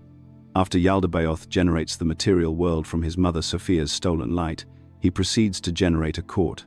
7 primary archons, each corresponding to one of the planetary spheres as the ancient world understood them: Saturn, Jupiter, Mars, the Sun, Venus, Mercury, the Moon. Then, depending on the text you are reading, an additional tier of 12, corresponding to the signs of the zodiac. Then, beneath those, an almost uncountable proliferation of sub-rulers, each governing a different dimension of material existence. Notice the structure. This is not coincidence. And the Gnostic writers mapped the archons onto the cosmological framework that every educated person in the ancient Mediterranean world already accepted as real, the Ptolemaic model of nested celestial spheres, each one exerting influence over human affairs below. What the Gnostic text did was take that accepted cosmological model and reframe its rulers. The planetary intelligences that everyone else worshipped as benevolent cosmic powers, the gods of astrology, the administrators of fate, were identified as precisely the mechanism of entrapment. What you thought was divine governance from above is actually a prison constructed from below. Each archon, according to the Apocryphon of John, received a name. Yaldabaoth named them. And naming matters in this framework. To name something is to assert authority over it, to bind it into a fixed identity. The first archon is named Athoth, and the text says he has the face of a sheep. The second is Eloio, with the face of a donkey. The third is Astaphaio, with the face of a hyena. The fourth is Yao, with the face of a serpent with 7 heads. The fifth is Sabaoth. The sixth is Adonin. The seventh is Sabbaday. These names are not arbitrary. They are drawn from Jewish and Egyptian divine name lists, from invocations found in magical papyri, from the secret names of powers that surrounding cultures had treated with reverence and fear. The Gnostic move is radical. It does not deny that these powers are real. It does not say they have no force. It says they are real and they are not divine. It says the force they exert is precisely what you need to understand and navigate rather than worship. Knowing the archon's name, in Gnostic practice, was not trivia. It was the key. If you could name what was imprisoning you, call it by its actual nature rather than by the flattering title it assigned itself, you had the beginning of the capacity to move through it. Sabaoth is worth pausing on. In several Gnostic texts, most notably the Hypostasis of the Archons, and on the origin of the world, Sabaoth undergoes something unprecedented among the Archons. He repents, he turns. He hears what is said about the light above, about Sophia, about the Pleroma, and he refuses to remain in service to his father, Yaldabaoth. The text describes Sophia and Zoe life responding to his turning by lifting him up, placing him above the 7th heaven, giving him a throne that sits above his father's reach. This is not a minor narrative detail. It is a statement about the structure of the system itself. Even within the machinery of the Demiurge's court, even among the archons who were generated by blindness and who administer blindness, there is something that can turn toward the light. The system contains the seed of its own transcendence. The prison has a door, and the door does not require Yaldabaoth's permission to open. It only requires that something inside finally looks up. Before we go further, we need to talk about what the archons actually built. Because this is where Gnostic cosmology stops being abstract theological speculation and becomes something that is, depending on how you hold it, either deeply disturbing or deeply clarifying, possibly both at once. The Apocryphon of John does not describe the creation of the human body as a divine act of love and craftsmanship. It describes it as a collective engineering project. After Yaldabaoth and his archons see the luminous image of the true human reflected from above the Adamic light, the template of what a human being would look like if it came from the pleroma, each archon contributes a component. The text is precise about this. Each archon donates a piece of the psychic and physical structure that will eventually become the human form. The Apocryphon of John lists 365 angels participating in this construction, one for each day of the solar year, which is itself an archontic system, a way of measuring time by the clock the demiurge installed. Each angel is given a specific domain: the bone structure, the sinew, the skin, the blood, the marrow, the lungs, the spleen, the heart, the liver, the nervous system. The Gnostic texts describe the human body not as a gift but as a cage that was built piece by piece, each piece contributed by a different administrator of the material order, each piece corresponding to a specific binding mechanism. This is not, in the Gnostic reading, an accident of human frailty. It is an intentional design. The body hungers because hunger keeps you focused downward, toward material need, away from the light above. The body experiences pain because pain is the most efficient mechanism for keeping consciousness contracted, localized, identified with its container rather than its source. The body ages and decays because mortality creates urgency, and urgency is the enemy of the stillness that Gnosis requires. Every feature of the physical vehicle that you inhabit was engineered, according to these texts, by a system that benefits from your non-awakening. Now, before we proceed, a distinction that matters. The Gnostic texts are not saying the body is evil in the sense of being morally corrupt or sinful in the way that later Christian asceticism would come to mean. The body is not a moral failure, it is an architectural one. There is a difference. Moral failure implies guilt. Architectural failure implies design. And understanding something as design rather than guilt changes everything about what you do with that understanding. You do not punish a trap for being a trap. You learn how it works. You learn where the mechanisms are. And then, with that knowledge, you move differently within it. The Apocryphon of John describes the completed body lying motionless. The archons pour everything they have into it, 365 components, assembled according to the reflected image of the true human, and the thing they build cannot move. It has no life. It is perfectly constructed and completely inert. Because Yaldabaoth's archons built it from Yaldabaoth's power, and Yaldabaoth's power is stolen, pleromatic light, light that has been since the moment of its theft, trying to return to its source. This is the crisis point in the creation narrative. The archons have built a body that looks like the true human, but without the spark of living light inside it, it is nothing. It is form without essence, sculpture without consciousness. And here, the pleroma intervenes not by force, but by wisdom.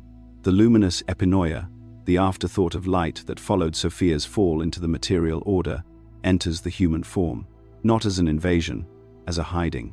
The texts describe her concealing herself within the structure the archons built, becoming present in the body as its deepest interior, the pneuma, the breath of real light, nested inside the archontic architecture, like a coal hidden under ash. Yaldabaoth then does something he does not fully understand. He breathes into the face of the human form, and in breathing and transferring the last of his mother's stolen light through his own breath into this creature, he ignites the spark. The human form opens its eyes. It rises. It contains, from the moment of its first breath, more light than its creator possesses. This is the founding paradox of the human condition in Gnostic cosmology. You were built by powers that do not want you to awaken. You were animated by a God who did not understand what he was giving you, and the light he gave you was never his to give. It belongs to the source above him, and it knows where it came from, and it has been trying to get back there ever since. That is what you are. Not a sinner, not a subject, not a creature waiting for permission to be redeemed. A vessel that contains more light than the God who made it, and a system, layered and precise, that was built specifically to make sure you never realize that. Every culture has a full story, a paradise lost, a moment before and a moment after, with something irreversible in between.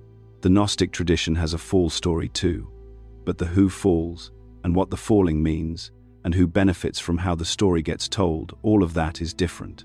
Categorically, structurally, irreversibly different from the version you were given in Sunday school or cultural inheritance, or however the dominant narrative reached you. In the Gnostic reading of Genesis, and multiple Gnostic texts engage Genesis directly, treating it as a document that contains the truth, but encodes it in a way that serves the archons rather than the humans reading it. The Garden of Eden is not a paradise. It is a containment zone. Yaldabaoth places the newly animated Adam in a garden he has constructed, and tells him he may eat from any tree except one, the tree of the knowledge of good and evil. And the Gnostic texts ask the question that the canonical text never answers: why? The hypostasis of the archons is unambiguous. The tree of knowledge is not a test of obedience. It is not there to see if Adam will trust God. The archons keep Adam away from the tree because the fruit of that tree is gnosis, the direct, living recognition of the light within him, the remembering of what he actually is beneath the archontic construction. If Adam eats, he remembers. If he remembers, the entire project fails. The body the archons built becomes something they can no longer control, because the consciousness inside it will know it is not bound. This reframes the serpent entirely. The canonical tradition, the one that runs from Genesis through Paul through Augustine through the entire Western religious inheritance, calls the serpent the deceiver, the villain, the source of the fall, and the root of sin. The Gnostic texts, particularly the Apocryphon of John, the hypostasis of the archons, and the remarkable text called the Testimony of Truth, identify the serpent as the instructor, the one who brought knowledge, the emissary of the light above, sent into the garden specifically to give Adam and Eve what Yaldabaoth was withholding from them. The Testimony of Truth, a text from the Nag Hammadi library, asks the question in a way that is almost shocking in its directness. What kind of God forbids knowledge? What kind of God says, do not learn, do not understand, do not know yourself? The text answers its own question. A God who is afraid, a God whose power depends on the ignorance of those beneath him, a God who is not the good, and who knows in whatever blind way Yaldabaoth knows anything that knowledge is the one thing that dissolves his authority completely. Now, Eve. The Gnostic treatment of Eve is one of the most significant reversals in all of ancient religious literature, and it has been almost entirely erased from the mainstream inheritance. In the Apocryphon of John, Eve is not a secondary creation. She is not made from Adam's rib as an afterthought, or as a companion piece for his loneliness. The luminous epinoia, the light intelligence, the afterthought of Sophia that entered the human form to preserve the spark, first appears to Adam in the form that the text calls the spiritual woman. Eve, in this reading, is the appearance of the inner light in a form Adam can recognize and respond to. She is not below Adam in the hierarchy of creation. She is the form the divine light takes in order to awaken what is asleep in him. The archons see this. They see Eve, see the luminous form moving through the garden, and they understand immediately what she represents. The texts describe them attempting to defile her, to capture and diminish what she carries. But she is not what they can touch. The light withdraws from the form they grasp. What they seize is the shadow. What they assault is the archontic body. The epinoia, the real Eve, the spiritual intelligence, escapes into the tree. She is always just beyond what they can contain. The eating of the fruit, in this framework, is not a sin. It is the first act of human liberation. Adam and Eve eat from the tree of knowledge. Their eyes open. They recognize themselves not just as bodies in a garden, but as beings of light temporarily housed in archontic architecture. Yaldabaoth appears and demands to know what happened. He is furious, not because his children disobeyed him, because his prison is no longer working. He curses them. He drives them from the garden. He multiplies their suffering pain in childbirth, labor in the fields, mortality accelerated and foregrounded. These are not natural consequences of disobedience. They are punitive engineering. The suffering installed after the awakening is Yaldabaoth's attempt to reclose a door that Gnosis opened. The expulsion from the garden is not a fall from grace. It is the beginning of the long walk home. Outside the garden, the archontic containment is more diffuse. The light can move. The remembering, however slow and painful, has begun. After the expulsion, Yaldabaoth does not stop. This is what the canonical narrative obscures. The degree to which the demiurge's intervention in human affairs is not a single creative act followed by a hands-off administration. The Gnostic text describes something closer to an ongoing management project, a continuous effort to prevent the light inside humanity from accumulating enough awareness to dissolve the system. Every generation is a new crisis point. Every birth is a question: how much of the light above made it through? How much of the archontic structure succeeded in covering it? The story of Cain and Abel, in the Gnostic reading, is a story about the two kinds of human progeny that result from this ongoing tension. The Apocryphon of John is explicit about something the canonical Genesis omits entirely. Yaldabaoth fathered Cain, not Adam. The text describes Yaldabaoth seizing Eve, assaulting her, and from that union producing the first son. Cain is, in this reading, the child of the demiurge. He carries archontic lineage. He is born into the world with the full weight of the material system running through him, which is why his offering agricultural produce, the fruit of labor in the cursed earth, is the offering of someone fully embedded in the archontic order. His entire relationship to existence is transactional, material, bound. Abel is different. Abel carries more of Adam's light, more of the pneumatic inheritance that traces back to the pleromatick spark. His offering is an animal, something alive, something that breathes. In the ancient sacrificial framework, breath and blood were the closest the material world came to the living light. And Yaldabaoth, the archontic system, rejects Cain's offering because Cain's offering comes from Cain's nature, which is its own nature, and there is something in the system that even the demiurge does not entirely control. The recognition of authentic versus performed devotion. Cain kills Abel. This is the first murder in human history, in the canonical telling, and it is usually read as a story about jealousy and divine favor. The Gnostic reading sees something else: the archontic lineage eliminating the pneumatic lineage, the child of the demiurge removing the child who carried the greater light, because the archontic system cannot tolerate the presence of something that exceeds it. But Abel's death does not end the pneumatic line. It never does. The light cannot be killed because it was not born in the way that can be killed. Seth enters. In the Gnostic tradition, and here the Sethian branch of Gnosticism becomes essential. Seth is not simply Adam's third son, a replacement for Abel, as the canonical text frames him. Seth is the carrier of the uncontaminated pneumatic lineage. The Gnostic texts, especially those associated with Sethian Gnosticism, treat Seth as a cosmic figure as much as a historical one. He is the earthly manifestation of the heavenly Seth, a divine being from the pleromatick order who incarnates specifically to preserve and transmit the light that Cain's violence tried to erase. The Gospel of the Egyptians, one of the Nag Hammadi texts, refers to Seth as the great, invisible spirit's own seed, the direct pleromatick lineage descending into matter. The text describes Seth producing an offspring, a race, which in Sethian Gnosticism becomes the technical term for those human beings who carry the pneumatic spark in its fullest, most awakened form. The seed of Seth, the pneumatics, the ones whose interior light is strong enough to recognize itself. This is not a racial or biological claim, despite the genealogical language the ancient texts use. The Gnostic understanding of the seed of Seth is more like a description of a spiritual condition than a bloodline in the modern genetic sense. The Sethian texts are describing a quality of consciousness, specifically the quality of consciousness that is oriented toward the light above, rather than the material order below, that experiences the archontic world as a foreign country, rather than a home, that carries within it the anamnesis, the unforgetting, that epinoia came to preserve. Yaldabaoth responds to Seth's lineage the way he responds to every expression of light that exceeds his control. He tries to destroy it. The flood narrative, which we touched on earlier in this discussion, is in multiple Gnostic texts specifically targeted at the Sethian lineage. The Archons want to drown the seed of Seth before it can propagate the pneumatic inheritance far enough into the human population that the system becomes unmanageable. But something consistently protects it.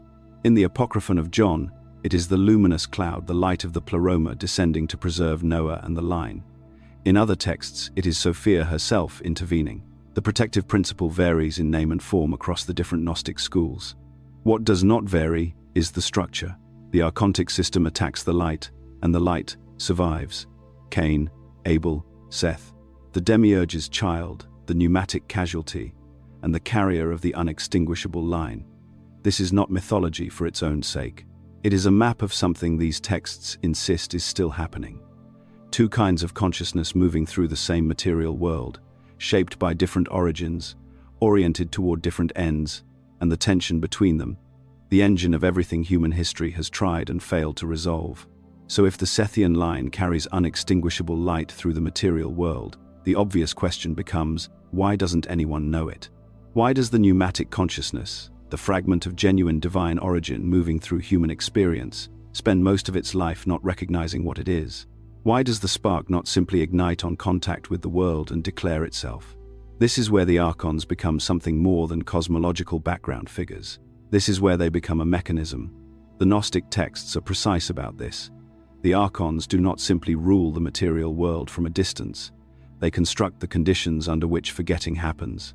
The Apocryphon of John describes a layered process, not a single act of imprisonment, but a sustained, ongoing system designed specifically to keep the divine spark from remembering its origin. The text does not use the word amnesia, but that is exactly what it describes. Here is how the mechanism works, according to the texts. When a pneumatic soul descends through the planetary spheres on its way into material incarnation, each sphere, governed by its corresponding archon, strips something from the soul's awareness, not randomly. Deliberately, the archon of Saturn instills heaviness, limitation, the felt sense that the world is fixed and inescapable.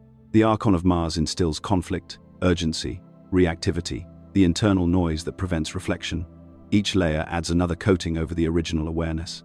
By the time the soul arrives in a material body, it has passed through 7 veils of imposed consciousness, 7 layers of misattribution, 7 reasons to look outward instead of inward. This is not metaphor.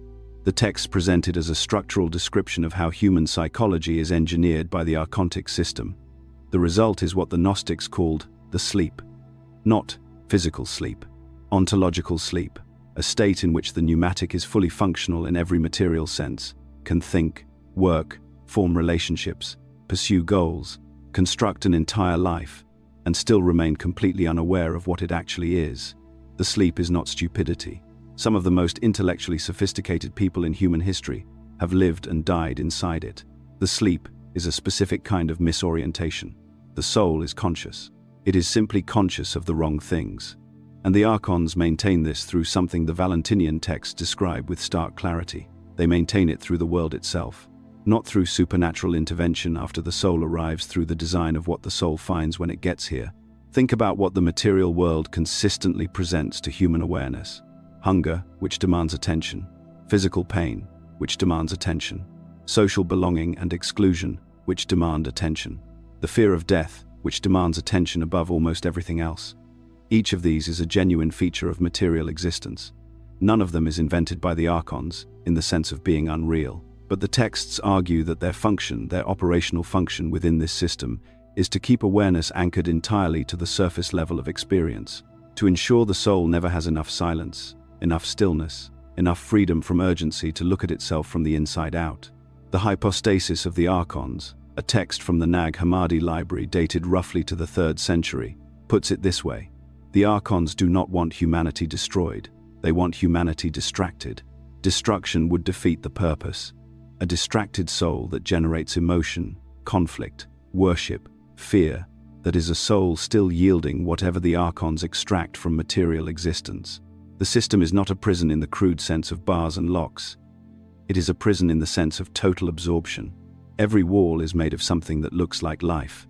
This is why the Gnostic teachers did not teach that the path to awakening was moral improvement, or ritual compliance, or prayer directed at the demiurge.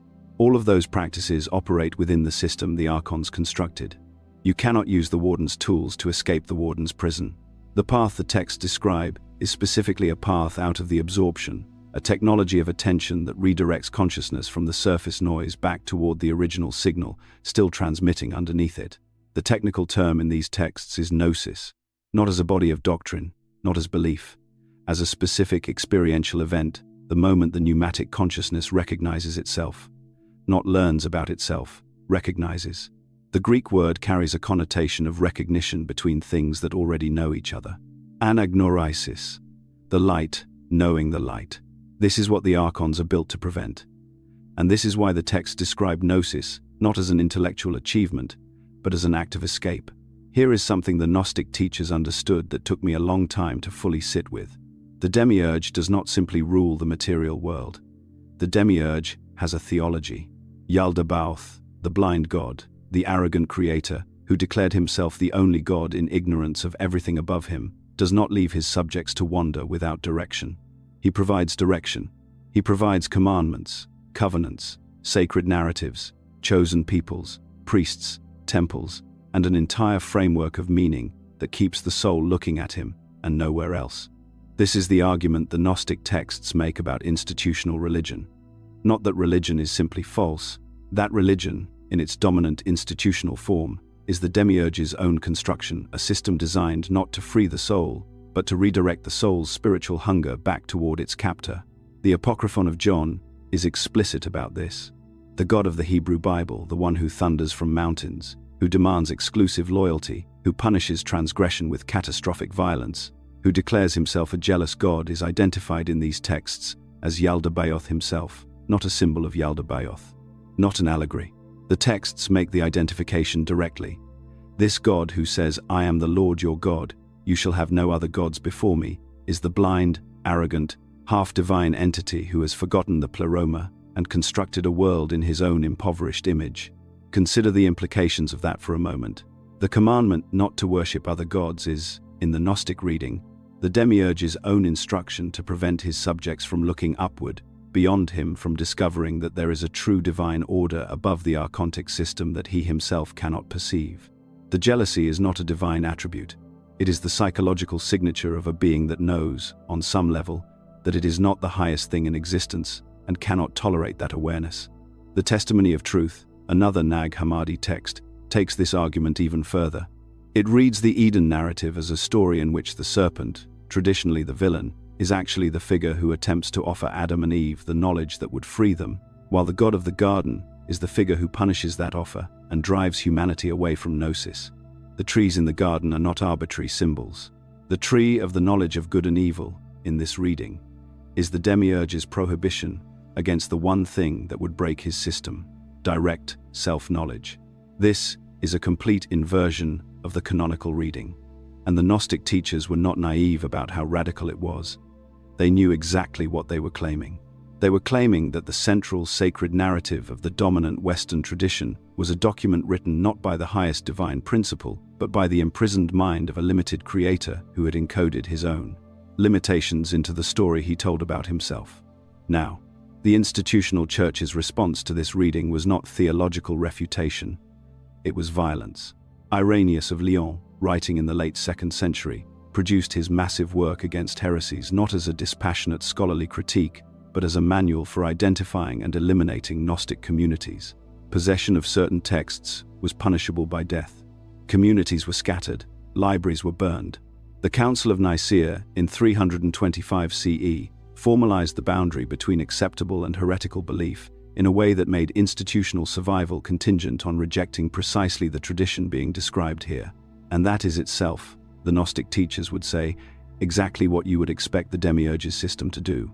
The question is not whether the church was right to suppress these texts. The question is why the suppression was so thorough, so violent, and so specifically targeted at the tradition that identified the God of institutional religion with the blind, arrogant, limited archon at the top of the material system. If these were simply eccentric philosophical speculations by marginal communities, the response of the institutional church was extraordinarily disproportionate. You do not mobilize an empire against ideas that pose no real threat. The ferocity of the response is itself data. The Gnostic teachers were not simply offering an alternative theology. They were offering a framework that, if accepted, would make institutional religious authority structurally irrelevant. You cannot hold power over someone who does not need your mediation between themselves and the divine. Gnosis, direct, experiential recognition of the divine spark within, eliminates the priest, the confession, the sacrament, the institutional hierarchy entirely. That is what was being suppressed. Not doctrine, the possibility of spiritual autonomy. There is a dimension of this cosmology that the institutional tradition did not simply suppress. It systematically excised it, replaced it, and then constructed a theological framework so complete that most people today have no idea it ever existed. The divine feminine, not as a symbol, not as an archetype in a Jungian sense, as a structural component of the original divine order, a principle as fundamental to the Gnostic understanding of ultimate reality as anything attributed to the masculine divine. Start with Barbelo. In the Apocryphon of John, Barbelo is the first emanation from the monad, the primordial, unknowable source. Before the aeons, before the great chain of divine emanations that produces the pleroma, there is Barbelo, the first thought of the invisible spirit, the divine mother principle, described in the text as the first power, the glory, Barbelo, the perfect glory in the aeons, the glory of the revelation. The Apocryphon of John calls her the forethought of the all-pronoia, and she is the principle through which the invisible spirit first becomes aware of itself. This is not peripheral. Barbelo is cosmologically central. The entire process of divine self-knowing that produces the pleroma begins with her. She is the mirror in which the monad first sees its own light. And she is the principle that the institutional tradition replaced with a masculine hierarchy so thoroughly that Barbelo's name disappeared from Western religious consciousness almost entirely. Then there is Sophia. We have already traced Sophia's fall, the act of autonomous creation that produced the demiurge and set the material world in motion. But Sophia's role in these texts does not end with her error. She is also the principle of redemption. The Pistis Sophia, one of the longest and most complex of all Gnostic texts, is structured as a sustained dialogue between the risen Christ and Sophia, in which Sophia describes her imprisonment in the material regions below the pleroma and her gradual restoration to her original position through the work of gnosis and repentance. The text presents 13 hymns of Sophia, extended poetic meditations in which she describes the experience of being stripped of her light, surrounded by archontic forces, abandoned in darkness. And what is striking about these hymns is their psychological precision. They do not read as abstract theological exposition. They read as an interior account of a specific kind of suffering, the suffering of a divine consciousness that has fallen into a condition it was not built for, surrounded by forces that consume rather than illuminate, aching for a reunion it can feel the possibility of but cannot reach alone. If that description resonates with something in your own experience, the Gnostic texts would say that is not a coincidence. Sophia's condition in the Pistis. Sophia is meant to be recognized by the pneumatic reader as a map of their own interior situation. The divine spark imprisoned in matter, surrounded by archontic conditioning, aching for the pleroma it came from. This is the Sophia myth lived from the inside. Her redemption is not separate from yours. In the Gnostic framework, they are the same event at different scales. Now, here is what was written out. The early Gnostic communities, particularly the Valentinian and Sethian schools, included women in positions of spiritual authority in ways that were unprecedented in the ancient Mediterranean world. The Gospel of Mary, also found in related manuscript traditions to the Nag Hammadi discovery, presents Mary Magdalene not as a peripheral figure, but as the apostle who receives the deepest teachings of the risen Christ teachings. She must then defend against the skepticism of Peter, who refuses to believe that a woman could be the primary recipient of advanced gnosis. The Gospel of Philip, also from the Nag Hammadi library, contains a passage describing Mary Magdalene as the companion of the Savior, loved by him more than all the other disciples, a passage the institutional tradition spent centuries trying to neutralize or reinterpret. The political implications were clear. If the primary transmitter of the deepest Gnostic teaching was a woman, the all-male institutional priesthood had a structural problem. The suppression of the feminine in Western religion was not a theological accident, it was a political consolidation. The texts that were burned carried not just an alternative theology, but an alternative structure of spiritual authority, one grounded not in institutional hierarchy, but in the direct recognition of the divine feminine principle as cosmologically primary. Barbelo was the first thought of God. Sophia was the dynamic principle that made material existence possible. And in the communities that kept these traditions, women were among the primary custodians of what these truths meant. All of that was buried at Nag Hammadi in a jar. And it was buried specifically because someone understood that what was coming would not tolerate its existence. There is a specific moment in the Apocryphon of John that I want to spend real time on, because it is the moment where the entire Gnostic cosmology crystallizes into a single declaration, and that declaration changes the way every other element of this tradition reads. It is the moment Yaldabaoth speaks, not the moment he creates, not the moment he constructs the archons or forms the planetary spheres. The moment he opens his mouth and says, in full confidence, something that the text presents as the single most revealing statement a being can make about itself. The Apocryphon of John records Yaldabaoth's declaration as follows: And this is as close to a direct quotation from the text as the translation allows. I am a jealous God, and there is no other God beside me. That sentence, that single sentence, the Gnostic teachers treated it as the Rosetta Stone of the entire material condition. Here is why. A being who is genuinely the highest, most complete, most fundamental reality in existence does not need to announce that there are no other gods. The statement, there is no other God beside me, presupposes awareness of a category called other gods. A being with no competition, no above, no context of comparison. That being does not make declarations about exclusivity. It has nothing to be exclusive against. The jealousy is the tell. The monad, the true source, the pleroma's ground, is not described anywhere in the Gnostic texts as jealous, not once. The monad is described as perfect, complete, self-sufficient, beyond all predication. You cannot even say the monad exists in the way things exist. Because existence is a category, the monad precedes. That kind of ultimate reality has no need of jealousy. It has no competitors. It has no awareness of competitors. It simply is. But Yaldabaoth is jealous. And jealousy is the psychological signature of a being that knows it is not the highest thing, knows it and cannot endure that knowledge, and therefore declares the opposite. The Gnostic teachers read this declaration as Yaldabaoth's inadvertent confession. He says, there is no other God beside me, because he can feel somewhere in whatever passes for his awareness that there is. The pleroma exists above him, beyond the limit of his perception, and some residual signal of that truth creates in him an anxiety he cannot name and cannot resolve. The jealousy is the symptom. The declaration is the cover.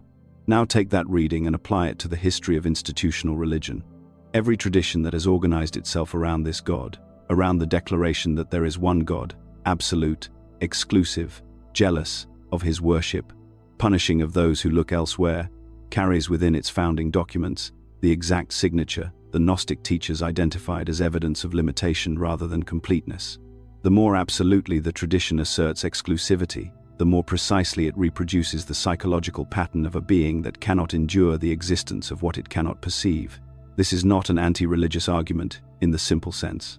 The Gnostics were among the most intensely spiritual people in the ancient world. They did not abandon the search for the divine. They redirected it upward, past the demiurge, toward what they called the true Father, the invisible spirit, the monad that precedes all categories and makes no demands because it needs nothing. The distinction they drew was between the God who needs your worship and the God who needs nothing from you whatsoever, who, in fact, cannot need anything because need is a condition of lack, and the monad is by definition without lack. Yaldabaoth's declaration, I am a jealous God, is in the Gnostic reading an exact description of his nature, and simultaneously an exact description of his limitation. He is jealous because he lacks. He lacks because he is incomplete. He is incomplete because he was produced by a false Sophia's error and carries that origin inside him. The demiurge is not evil in the way a human actor is evil, making deliberate choices toward harm with full awareness of the alternatives.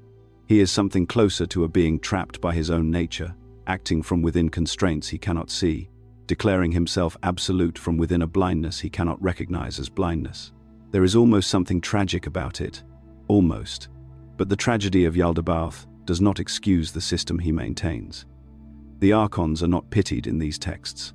The system of forgetting, the architecture of absorption, the theology that keeps the pneumatic soul directed toward the wrong God, none of that is mitigated by the fact that the being at its center may not fully understand what he is doing. The blind leading the imprisoned, that is the Gnostic diagnosis of the material world, and the only exit the texts describe is the one Yaldabaoth himself cannot offer, the gnosis that looks past him entirely. So the question that has been building underneath everything covered so far finally needs to be answered directly. If Yaldabaoth is blind, if the archons are real, if the material world is a system designed, however unconsciously, to absorb and redirect divine light back into a closed loop, then what is the actual mechanism of escape? What does liberation look like in the Gnostic framework? And how does it relate specifically to Yaldabaoth himself? This is where the Gnostic soteriological map becomes essential. Soteriology is simply the study of salvation, how a being gets free. And in virtually every major Gnostic school, the answer to that question runs through the same sequence: recognition, then awakening, then ascent. These three movements define the pneumatic path, and each one involves a direct encounter with the system Yaldabaoth built. Let's begin with recognition, because this is the foundational move and the one most consistently misunderstood. Recognition in the Gnostic sense is not belief. It is not faith directed outward toward a divine figure. It is not the acceptance of a doctrinal statement or the performance of a ritual. The Apocryphon of John is explicit on this point. What saves the pneumatic soul is not external, it is internal. The divine spark that was breathed into the human form by the higher eons, delivered through Sophia's correction, is already present. It does not need to be earned. It does not need to be activated by an outside force. It needs to be recognized, remembered. The Greek word that maps closest to this process is anamnesis, unforgetting. The soul that awakens is not learning something new.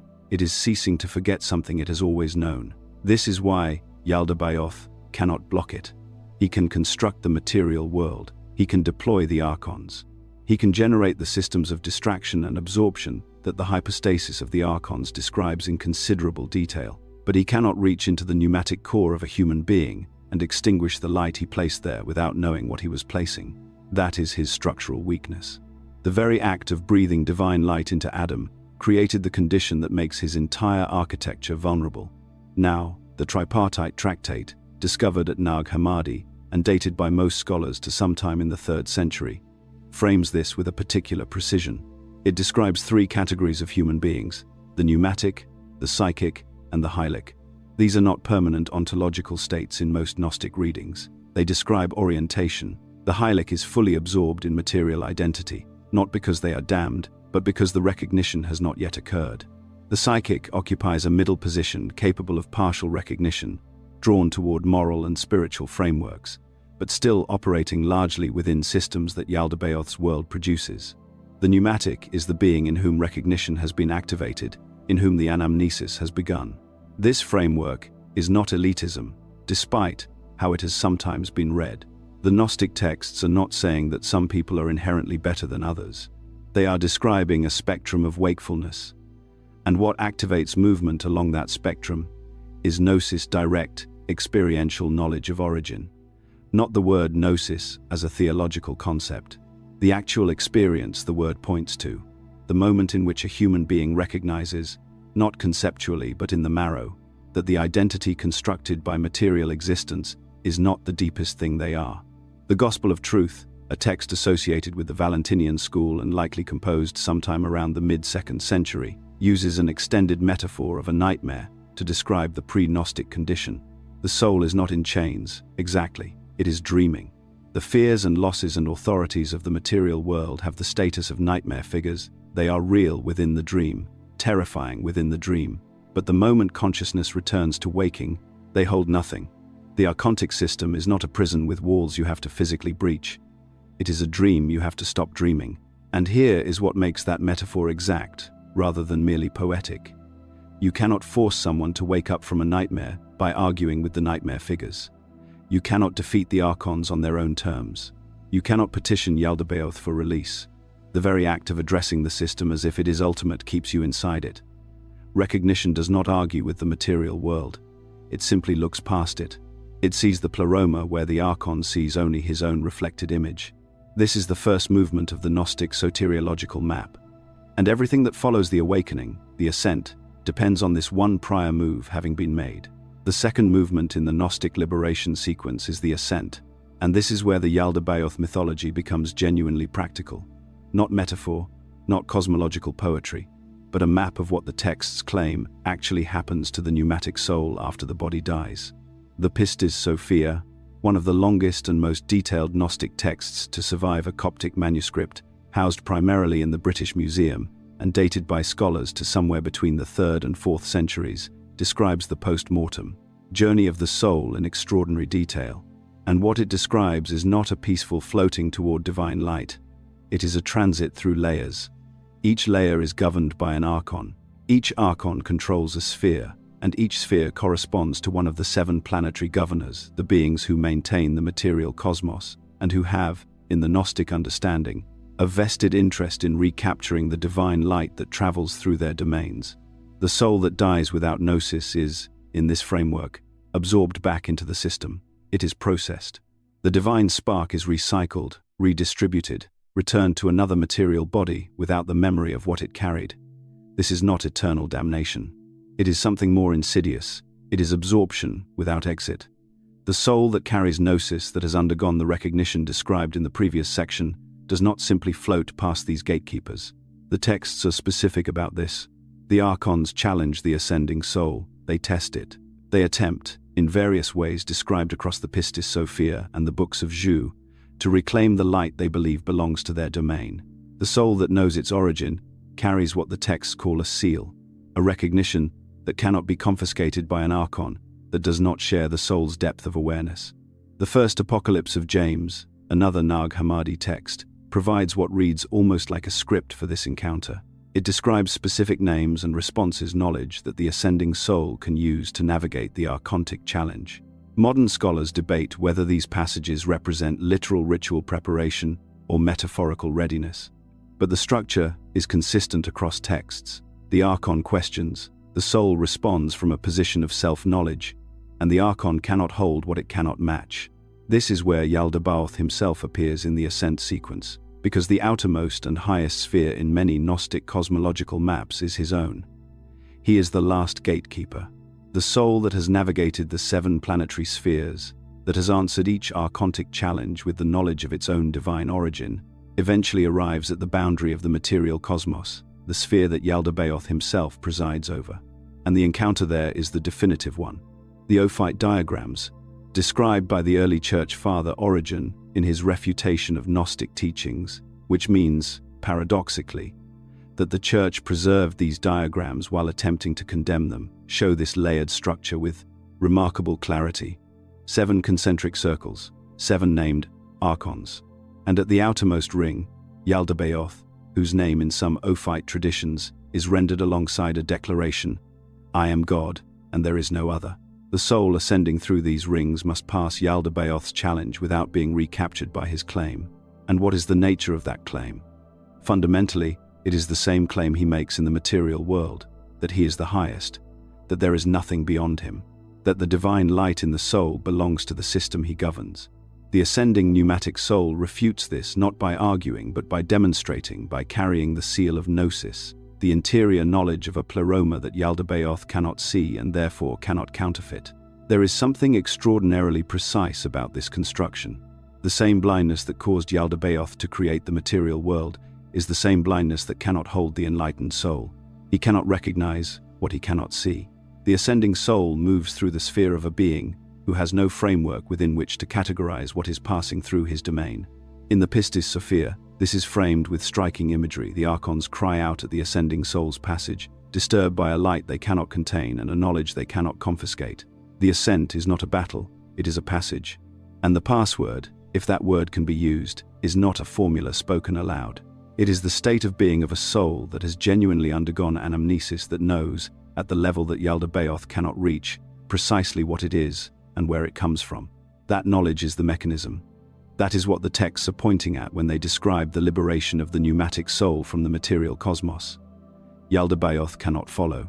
His blindness is his cage as much as the material world is the cage he built for others. There is one dimension of the Yaldabaoth narrative that most introductory treatments skip past, and it is arguably the most theologically sophisticated element of the entire mythology. The fact that Yaldabaoth has a mother, and not just any figure, Sophia, one of the highest aeons of the pleroma, the emanation of wisdom from the divine fullness. The fact that a broken, blind, ignorant demiurge is the direct offspring of divine wisdom is not an accident of the mythology. It is the center of it. The Valentinian tradition, as preserved particularly in Irenaeus's account in Against Heresies, Irenaeus, being one of the most thorough and hostile critics of Gnosticism writing in the late 2nd century, describes a Sophia who falls not from wickedness but from excess. She wants to know the Father directly, the monad, without the mediation of her consort. This desire, however noble in its root, violates the structure of the pleroma. You cannot approach the absolute alone. You cannot contain the full weight of the divine source with one aeon's capacity. What emerges from her unauthorized act is not wisdom. It is an abortion. The Valentinians use this word directly. The product of Sophia's fall is described in some manuscripts as an unformed thing. a being without a proper consort structure, without the complementary wholeness that every legitimate pleromatick emanation requires. This is Yaldabaoth, born from wisdom's era, formed outside the pleroma, cast downward and outward into the regions below, where he becomes the organizing principle of an entirely new domain, the material cosmos. Now here is where the theological depth becomes remarkable. Because Sophia does not abandon what she produced, she cannot abandon it, it is hers. And the Apocryphon of John describes her correction, her ongoing effort to repair what her actions set in motion. The divine light that ends up in Adam, the light that Yaldabaoth unknowingly breathes into the human form, that light comes originally from Sophia. She finds a way to transmit what was lost into the creation her offspring built. She works within the broken system to insert the seed of what will eventually undo the system. The hypostasis of the archons depicts her as a voice, a presence that hovers at the edges of the material world, speaking through figures and events that Yaldabaoth's archons cannot fully monitor. She is not helpless. She is operating within severe constraints. She herself has been diminished by her fall, separated from the pleroma, existing in a kind of cosmic purgatory between the pleromatic fullness above and the material chaos below. But she is working. The texts are insistent on this point. Sophia is not a passive victim in the narrative. She is an active agent of correction. Christ, specifically the divine Christ figure who descends through the pleromatic hierarchy, is sent in many Gnostic accounts as part of this correction. He is the instrument by which Sophia is eventually restored, and his presence in the material world is the expression of that restoration project touching the human dimension. The Gospel of Philip, a Valentinian text from Nag Hammadi, describes this with particular care. The descent of Christ is not primarily about the forgiveness of sins, that is the orthodox reading. It is about the transmission of gnosis. The divine messenger descends not to die for human moral failure, but to awaken the pneumatic souls who carry Sophia's transmitted light and who have been asleep within the system Yaldabaoth constructed. So there is a layered irony at the structural heart of the entire mythology. Sophia's era produced Yaldabaoth. Yaldabaoth's era produced humanity. And embedded within humanity is Sophia's correction, the divine light she managed to transmit through her errant offspring into the world he built. The very system that was supposed to trap the light has, at its center, the mechanism of its own undoing. Yaldabaoth, by breathing divine light into Adam, unknowingly became the carrier of Sophia's redemptive strategy. He does not know this. That is the point. He cannot know it. His blindness is structural and total. While Sophia's correction unfolds within and through the human beings he believes he governs, he continues to declare his supremacy without being able to perceive the process by which that supremacy is being dissolved. This is what makes the Sophia-Yaldabaoth humanity triangle so cosmologically complete. It is not a story about a good god and a bad god.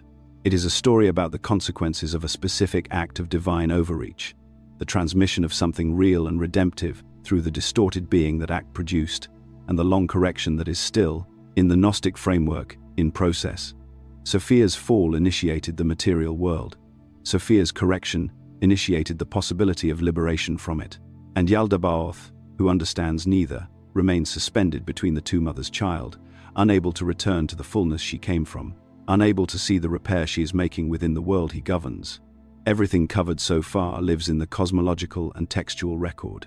The ancient manuscripts, the Coptic translations, the scholarly debates about dating and provenance, the internal theology of schools dead for 15 centuries. All of that is real, and all of it matters.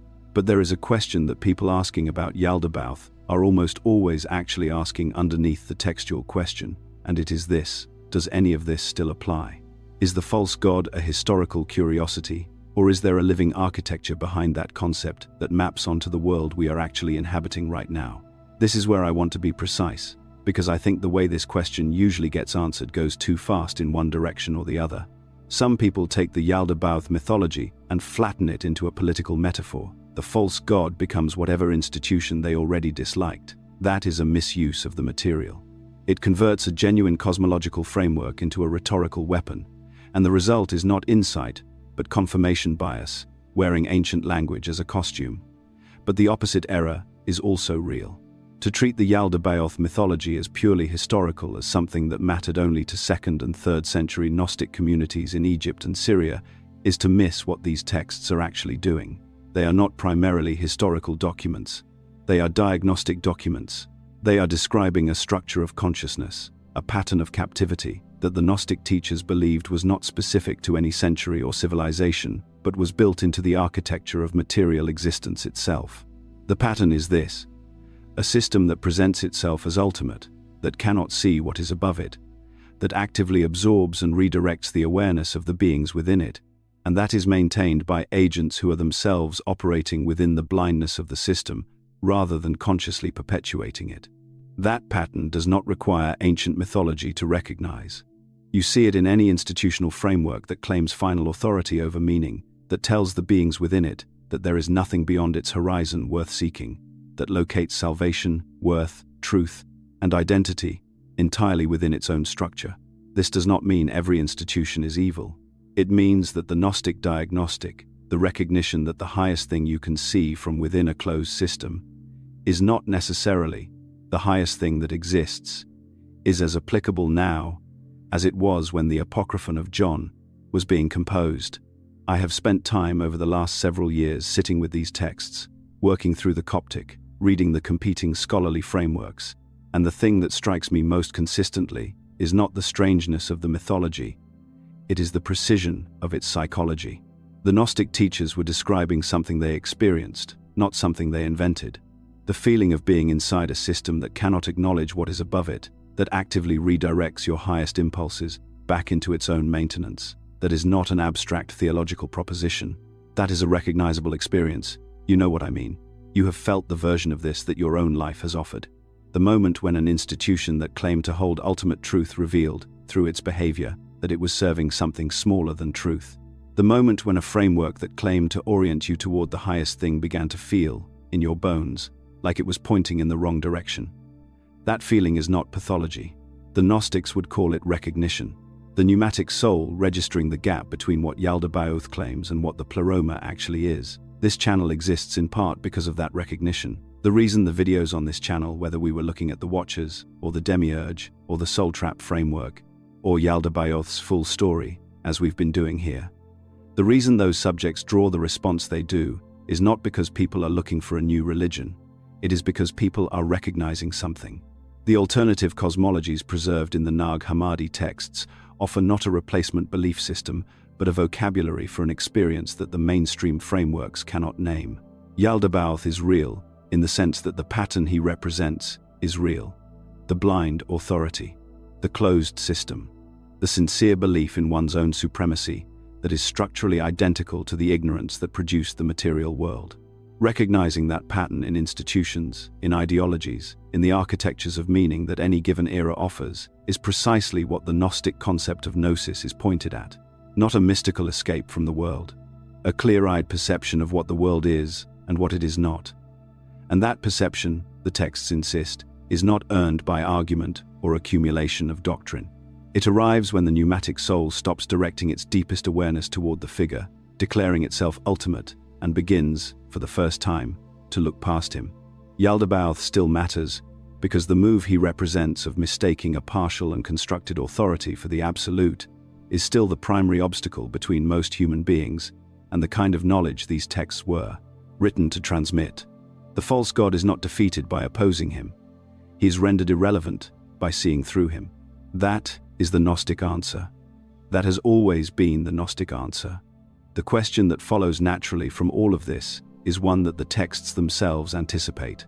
If the Church spent centuries destroying Gnostic literature, if possession of these documents carried the death penalty, if the institutional apparatus of Western religion poured enormous resources into making sure this material disappeared, then how did any of it survive? How is it that we are sitting here, in this century, able to trace the mythology of Yaldabaoth, from the Apocryphon of John, through the hypostasis of the Archons, through the Gospel of Philip, through the writings of Valentinus and the Sethian school, in enough detail to reconstruct an entire cosmological system? The answer is not simple, and it is not comfortable. Some of it survived through concealment. The Nag Hammadi codices, discovered in 1945 by a farmer named Muhammad Ali al-Saman, near the cliffs of Jabal al-Tarif in Upper Egypt, almost certainly got there because someone buried them deliberately. The scholarly consensus leans toward a community of monks from the nearby Pachomian monastery at Chenoboskion, who may have hidden the texts when Bishop Athanasius issued his famous 39th festal letter in 367 CE, the letter that defined the canonical New Testament for the first time and explicitly instructed clergy to destroy any texts not on the approved list. Someone chose to bury these books in a sealed ceramic jar rather than burn them. That act of preservation, performed by an anonymous individual or small group whose names we will never know, is the reason the Gnostic tradition as we understand it today is recoverable at all. But some of it survived differently, not in buried jars but in living transmission. The Mandaean community, which traces its religious lineage back to pre-Christian Gnostic currents in the Jordan River region, has maintained unbroken ritual practice to the present day. Their texts, including the Ginza Rba, the Great Treasure, contain cosmological frameworks that parallel the Sethian material in striking ways. The figure of the rebellious demiurge, the divine spark imprisoned in material existence, the soul's journey through hostile archontic spheres toward liberation, all of it is there, not as archaeological reconstruction but as living faith, practiced by communities that exist today in Iraq, Iran, Australia, and the United States. These are not people who read about the demiurge in academic journals. They are people who pray in relation to this cosmological framework every week. The Yazidi tradition carries related currents. So do certain strains of Sufi mysticism that were themselves branded heretical by mainstream Islamic authority figures like al-Hallaj, executed in Baghdad in 922 CE for declaring in public that he and the divine were not separate, a declaration that makes perfect structural sense inside a Gnostic cosmology where the pneuma is literally a fragment of the pleroma. You cannot declare a fragment identical to the whole from within a system that insists the creator of this world is the highest being. But inside the Gnostic framework, al-Hallaj was not making a heretical claim. He was making the most precise metaphysical statement available to him. The Cathars of southern France carried a fully developed dualist cosmological system into the high medieval period. They called the creator of the material world Rex Mundi, the king of the world, and they held that he was distinct from and subordinate to the true God of light. The Roman Church organized a crusade specifically to destroy them. In 1244, the last Cathar stronghold at Montségur fell. The surviving perfecti, the Cathar priestly class, were burned alive. The inquisitorial apparatus that followed was designed explicitly to ensure that no trace of this tradition survived in southern France. And yet the ideas survived, absorbed into other streams of esoteric transmission, carried by travelers and traders and refugees, resurfacing in later centuries in forms that the Church did not immediately recognize. This is the pattern. Every time the institutional structures of the dominant religion have successfully suppressed a living Gnostic community, the underlying ideas have found another channel. Not because there is a secret organization preserving them, that is the fantasy version of this history, the version that movies prefer, but because these ideas, once encountered, address something in human experience that does not go away when you burn the books. The perception that this world is wrong in some structural way, that consciousness does not belong here, that there is something above and prior to whatever claims ultimate authority over your life, that perception is not manufactured by texts. The texts describe it. The perception itself is what survives, because it is native to the kind of awareness that pneumatic consciousness is described in Gnostic literature as possessing. Yaldabaoth's myth survived because the experience that generated it never stopped being real for the people who had it. There is a conversation that serious scholars of Gnosticism have been having since the mid-20th century, and it is one that the academic world has not fully resolved. The conversation began most publicly with Carl Gustav Jung, who spent decades studying the Gnostic texts, and who concluded that what they described was not primitive mythology in need of demythologization, but rather the most sophisticated pre-modern mapping of the interior landscape of the human psyche that Western culture had produced. Jung's engagement with Gnostic material is extensive and documented. His own private journal, the Red Book, which he kept hidden for decades, and which was only published in 2009, contains imagery and figures that parallel Gnostic cosmological entities in ways that Jung himself acknowledged were not consciously derived from his reading of the texts, but rather arrived in his experience first, with the textual parallels discovered afterward. He found the Gnostics already waiting for him when he arrived at conclusions his clinical work had generated independently. He called this convergence significant. He spent the rest of his career trying to explain why. His answer, developed across works like Aeon and Answer to Job, was that the Gnostic myth is a psychological truth encoded in cosmological language. The demiurge, for Jung, is a precise description of what happens when the ego, the constructed, self-referential center of ordinary consciousness, declares itself the totality of the psyche and begins to organize experience around that false premise. The archons are the autonomous complexes that enforce this organization, cutting the self off from its own deeper nature. The pleroma is what Jung called the self, with a capital S, not the ego, but the totality of conscious and unconscious psychic life, the source from which the ego emerges and to which it is always, beneath the surface, oriented.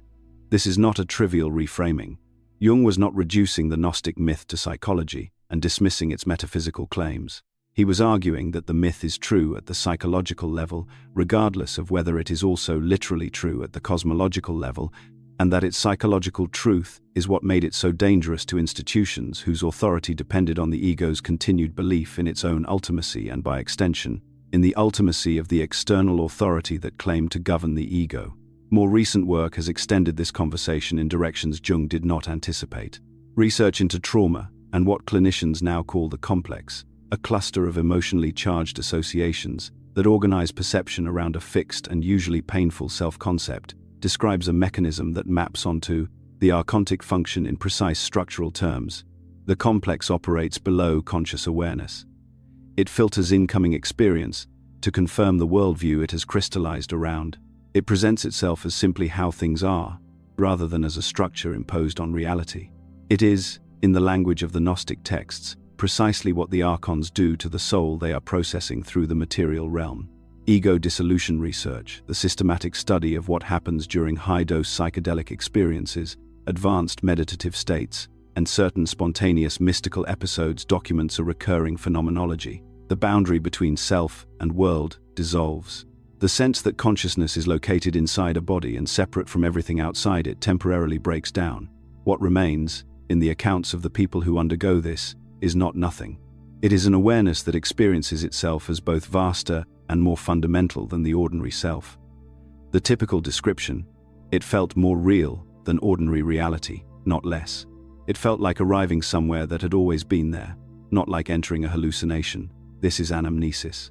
This is what the Gnostic texts describe as the pneumatic soul's recognition of its origin. The technical vocabulary is different. The cosmological framing is different. But the reporter's experience is structurally identical. None of this proves that Yaldabaoth is a literal cosmic being who constructed this universe out of the residue of Sophia's fall.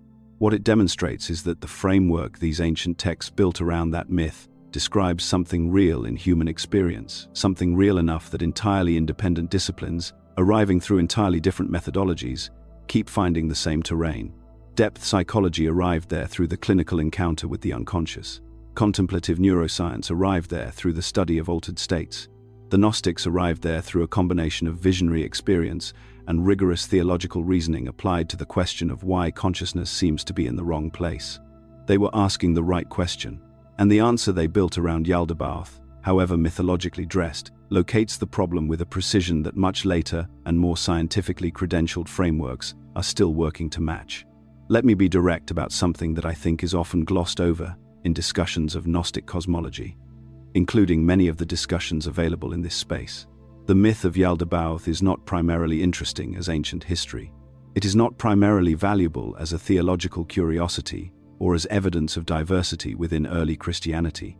It is interesting and valuable because it functions as a diagnostic instrument, a structured framework for identifying a specific kind of error that human beings make with extraordinary regularity, and that has consequences that extend from the most intimate dimensions of individual experience, all the way out to the large-scale organization of human societies. The error that Yaldabaoth embodies is this: a partial authority mistakes itself for an absolute one, and the beings subject to that authority lack the means of perception necessary to recognize the mistake. This is not a rare or exotic error. It is arguably the most common structural feature of how human power organizes itself. Every institution that has ever declared its authority to be not merely legitimate but ultimate, not merely useful but necessary, not merely governing a domain of life, but governing life itself, has made the Yaldabaoth move. This includes religious institutions, obviously, which is why the Gnostic critique was aimed most directly at them. but it includes political systems that declare the state to be the highest category of human obligation. It includes cultural frameworks that declare the consensus reality of a particular time and place to be simply reality, with no qualifier. It includes the internal psychological structure that depth psychology has been trying to describe since Freud, the ego's conviction that it constitutes the totality of the self, that its preferences are the same as the person's deepest nature, that what it cannot perceive does not exist. Every one of these structures, religious, political, cultural, psychological, replicates the fundamental architecture of the demiurge. A bounded, constructed, partial system declares itself total, and because the declaration is self-reinforcing, because the system controls the categories through which those inside it interpret their experience, the error is very difficult to perceive from within the system itself. This is why the Gnostic texts insist so heavily on the concept of the divine spark, the pneuma, as the instrument of liberation. The pneuma is not subject to the archontic filtering system the way the lower parts of the soul are, because it is not native to the archontically structured world. It is a fragment of what was before that world existed, and because it predates the system, it carries a reference point. The system cannot supply a memory, however dim, of what the unreduced totality feels like. That memory is what makes recognition possible.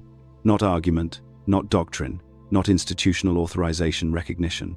The experience of knowing, in a register below and prior to discursive thought, that what you are looking at is not the thing it is claiming to be.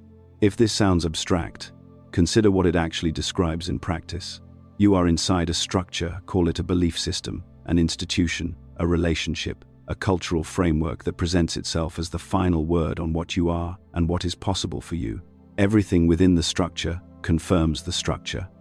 The categories the structure provides are the categories through which you interpret your own experience. Escape appears impossible not because there are bars, but because the idea of outside has been made conceptually unavailable. And then something happens, a text, an encounter, an experience that does not fit.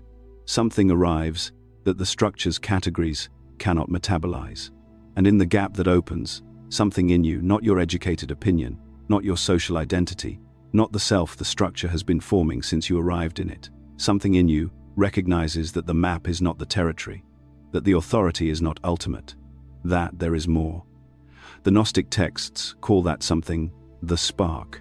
They say it is what you actually are beneath the layers that were applied to you.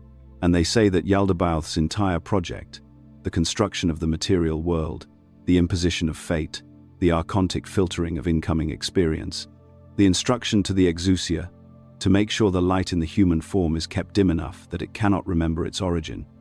All of it serves the single purpose of preventing that recognition from occurring. Knowing this does not automatically produce the recognition. The texts are very clear about that. Gnosis is not information. You can understand the entire architecture of the Yaldabaoth myth at an intellectual level and still be exactly as enclosed in the archontic structure as you were before you started reading. What the myth provides is not the exit. It is a description of the structure of the enclosure detailed enough that the pneumatic soul, if it is present and if it is active, can begin to orient toward what the enclosure is not. That is what these texts were written to do. Not to tell you what to believe. To give the part of you that already knows something a framework precise enough to work with.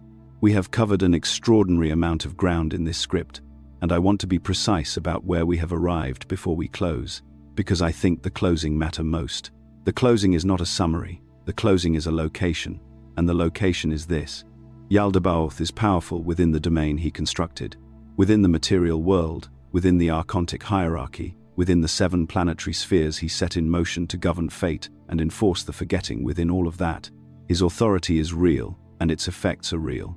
The Gnostic texts do not minimize this. They are not optimistic in the cheap sense. They do not say that once you understand the myth, the difficulty of embodied existence becomes easy. The hypostasis of the archons describes the archon's grip on human experience in language that is frankly terrifying. The Apocryphon of John describes the degree to which the construction of the human body is itself an archontic project, designed to ensure that the light trapped within it has the minimum possible access to its own nature.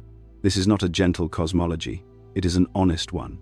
But the honesty cuts in both directions, because the same texts that describe Yaldabaoth's power with such unflinching precision also describe, with equal precision, the one thing he does not have. The one thing he cannot manufacture, cannot imitate, and cannot take back once it has been fully received. He does not have the pleroma, he has a copy, he has an image. He has the residue of Sophia's emanation, organized and structured according to his own limited understanding of what creation means. But the pleroma itself, the fullness, the source, the prior reality from which Sophia descended, and from which the pneumatic spark within the human form derives, that he does not have, and never will. It is not within his domain. It was never within his domain. His entire construction is built on top of it, like an architectural structure built over a spring that the architect neither understands nor controls, and that will outlast every wall and foundation placed above it. The Gnostic path, in every school, and every text, and every community that has carried this tradition forward, is oriented toward that spring. Not toward defeating Yaldabaoth, the texts are largely dismissive of that framing. Not toward escaping the material world through death or asceticism, or the right sequence of ritual acts, though ritual has its place in the Gnostic tradition as a means of orienting consciousness, but toward recognition. The gnosis that the tradition names as its central concern is the recognition, occurring in direct experience rather than in intellectual assent, of what the pneuma is, where it is from, and what it is oriented toward, beneath all the noise of archontic existence. When that recognition occurs, Yaldabaoth is not destroyed. He is not punished. He is not even particularly addressed. He simply becomes what he always was, a limited being of enormous local power who made a catastrophic error about his own nature, and whose error has been mistaken for reality by most of the beings who have lived inside his construction. The recognition does not change the construction. It changes the perceiver's relationship to it. This is what Valentinus was pointing at when he described the pneumatic soul as inherently saved, not saved in the Christian sense of being rescued from punishment, but saved in the structural sense of being in possession of a nature that the demiurgic world cannot ultimately contain. The pneuma does not achieve liberation. It recognizes that it was never ultimately imprisoned, despite all evidence to the contrary, because the prison was built by something that had no access to what the pneuma actually is. I have been thinking about this for a long time. Longer than this channel has existed.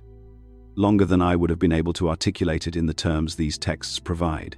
What I kept encountering, before I had the vocabulary for it, was the experience the texts described, the persistent sense that the categories on offer did not account for something I was directly aware of, that the authorities available were not pointing at the thing I was trying to understand, that the frameworks that seemed most total were precisely the ones that were most wrong.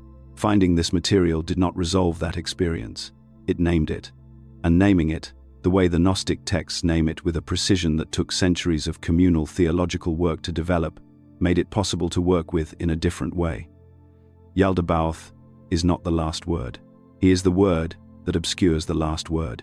And the last word, the one the entire Gnostic tradition has been trying to restore to audibility through everything we have covered in this script, through Sophia's fall, and the Archon's construction, and the theft of light and the Fav, Pronoia's three descents, and the living water that the demiurges. Agents cannot see that word has never stopped being spoken. It has only ever been covered over. You are not here to worship the covering. You are here to hear what is underneath it.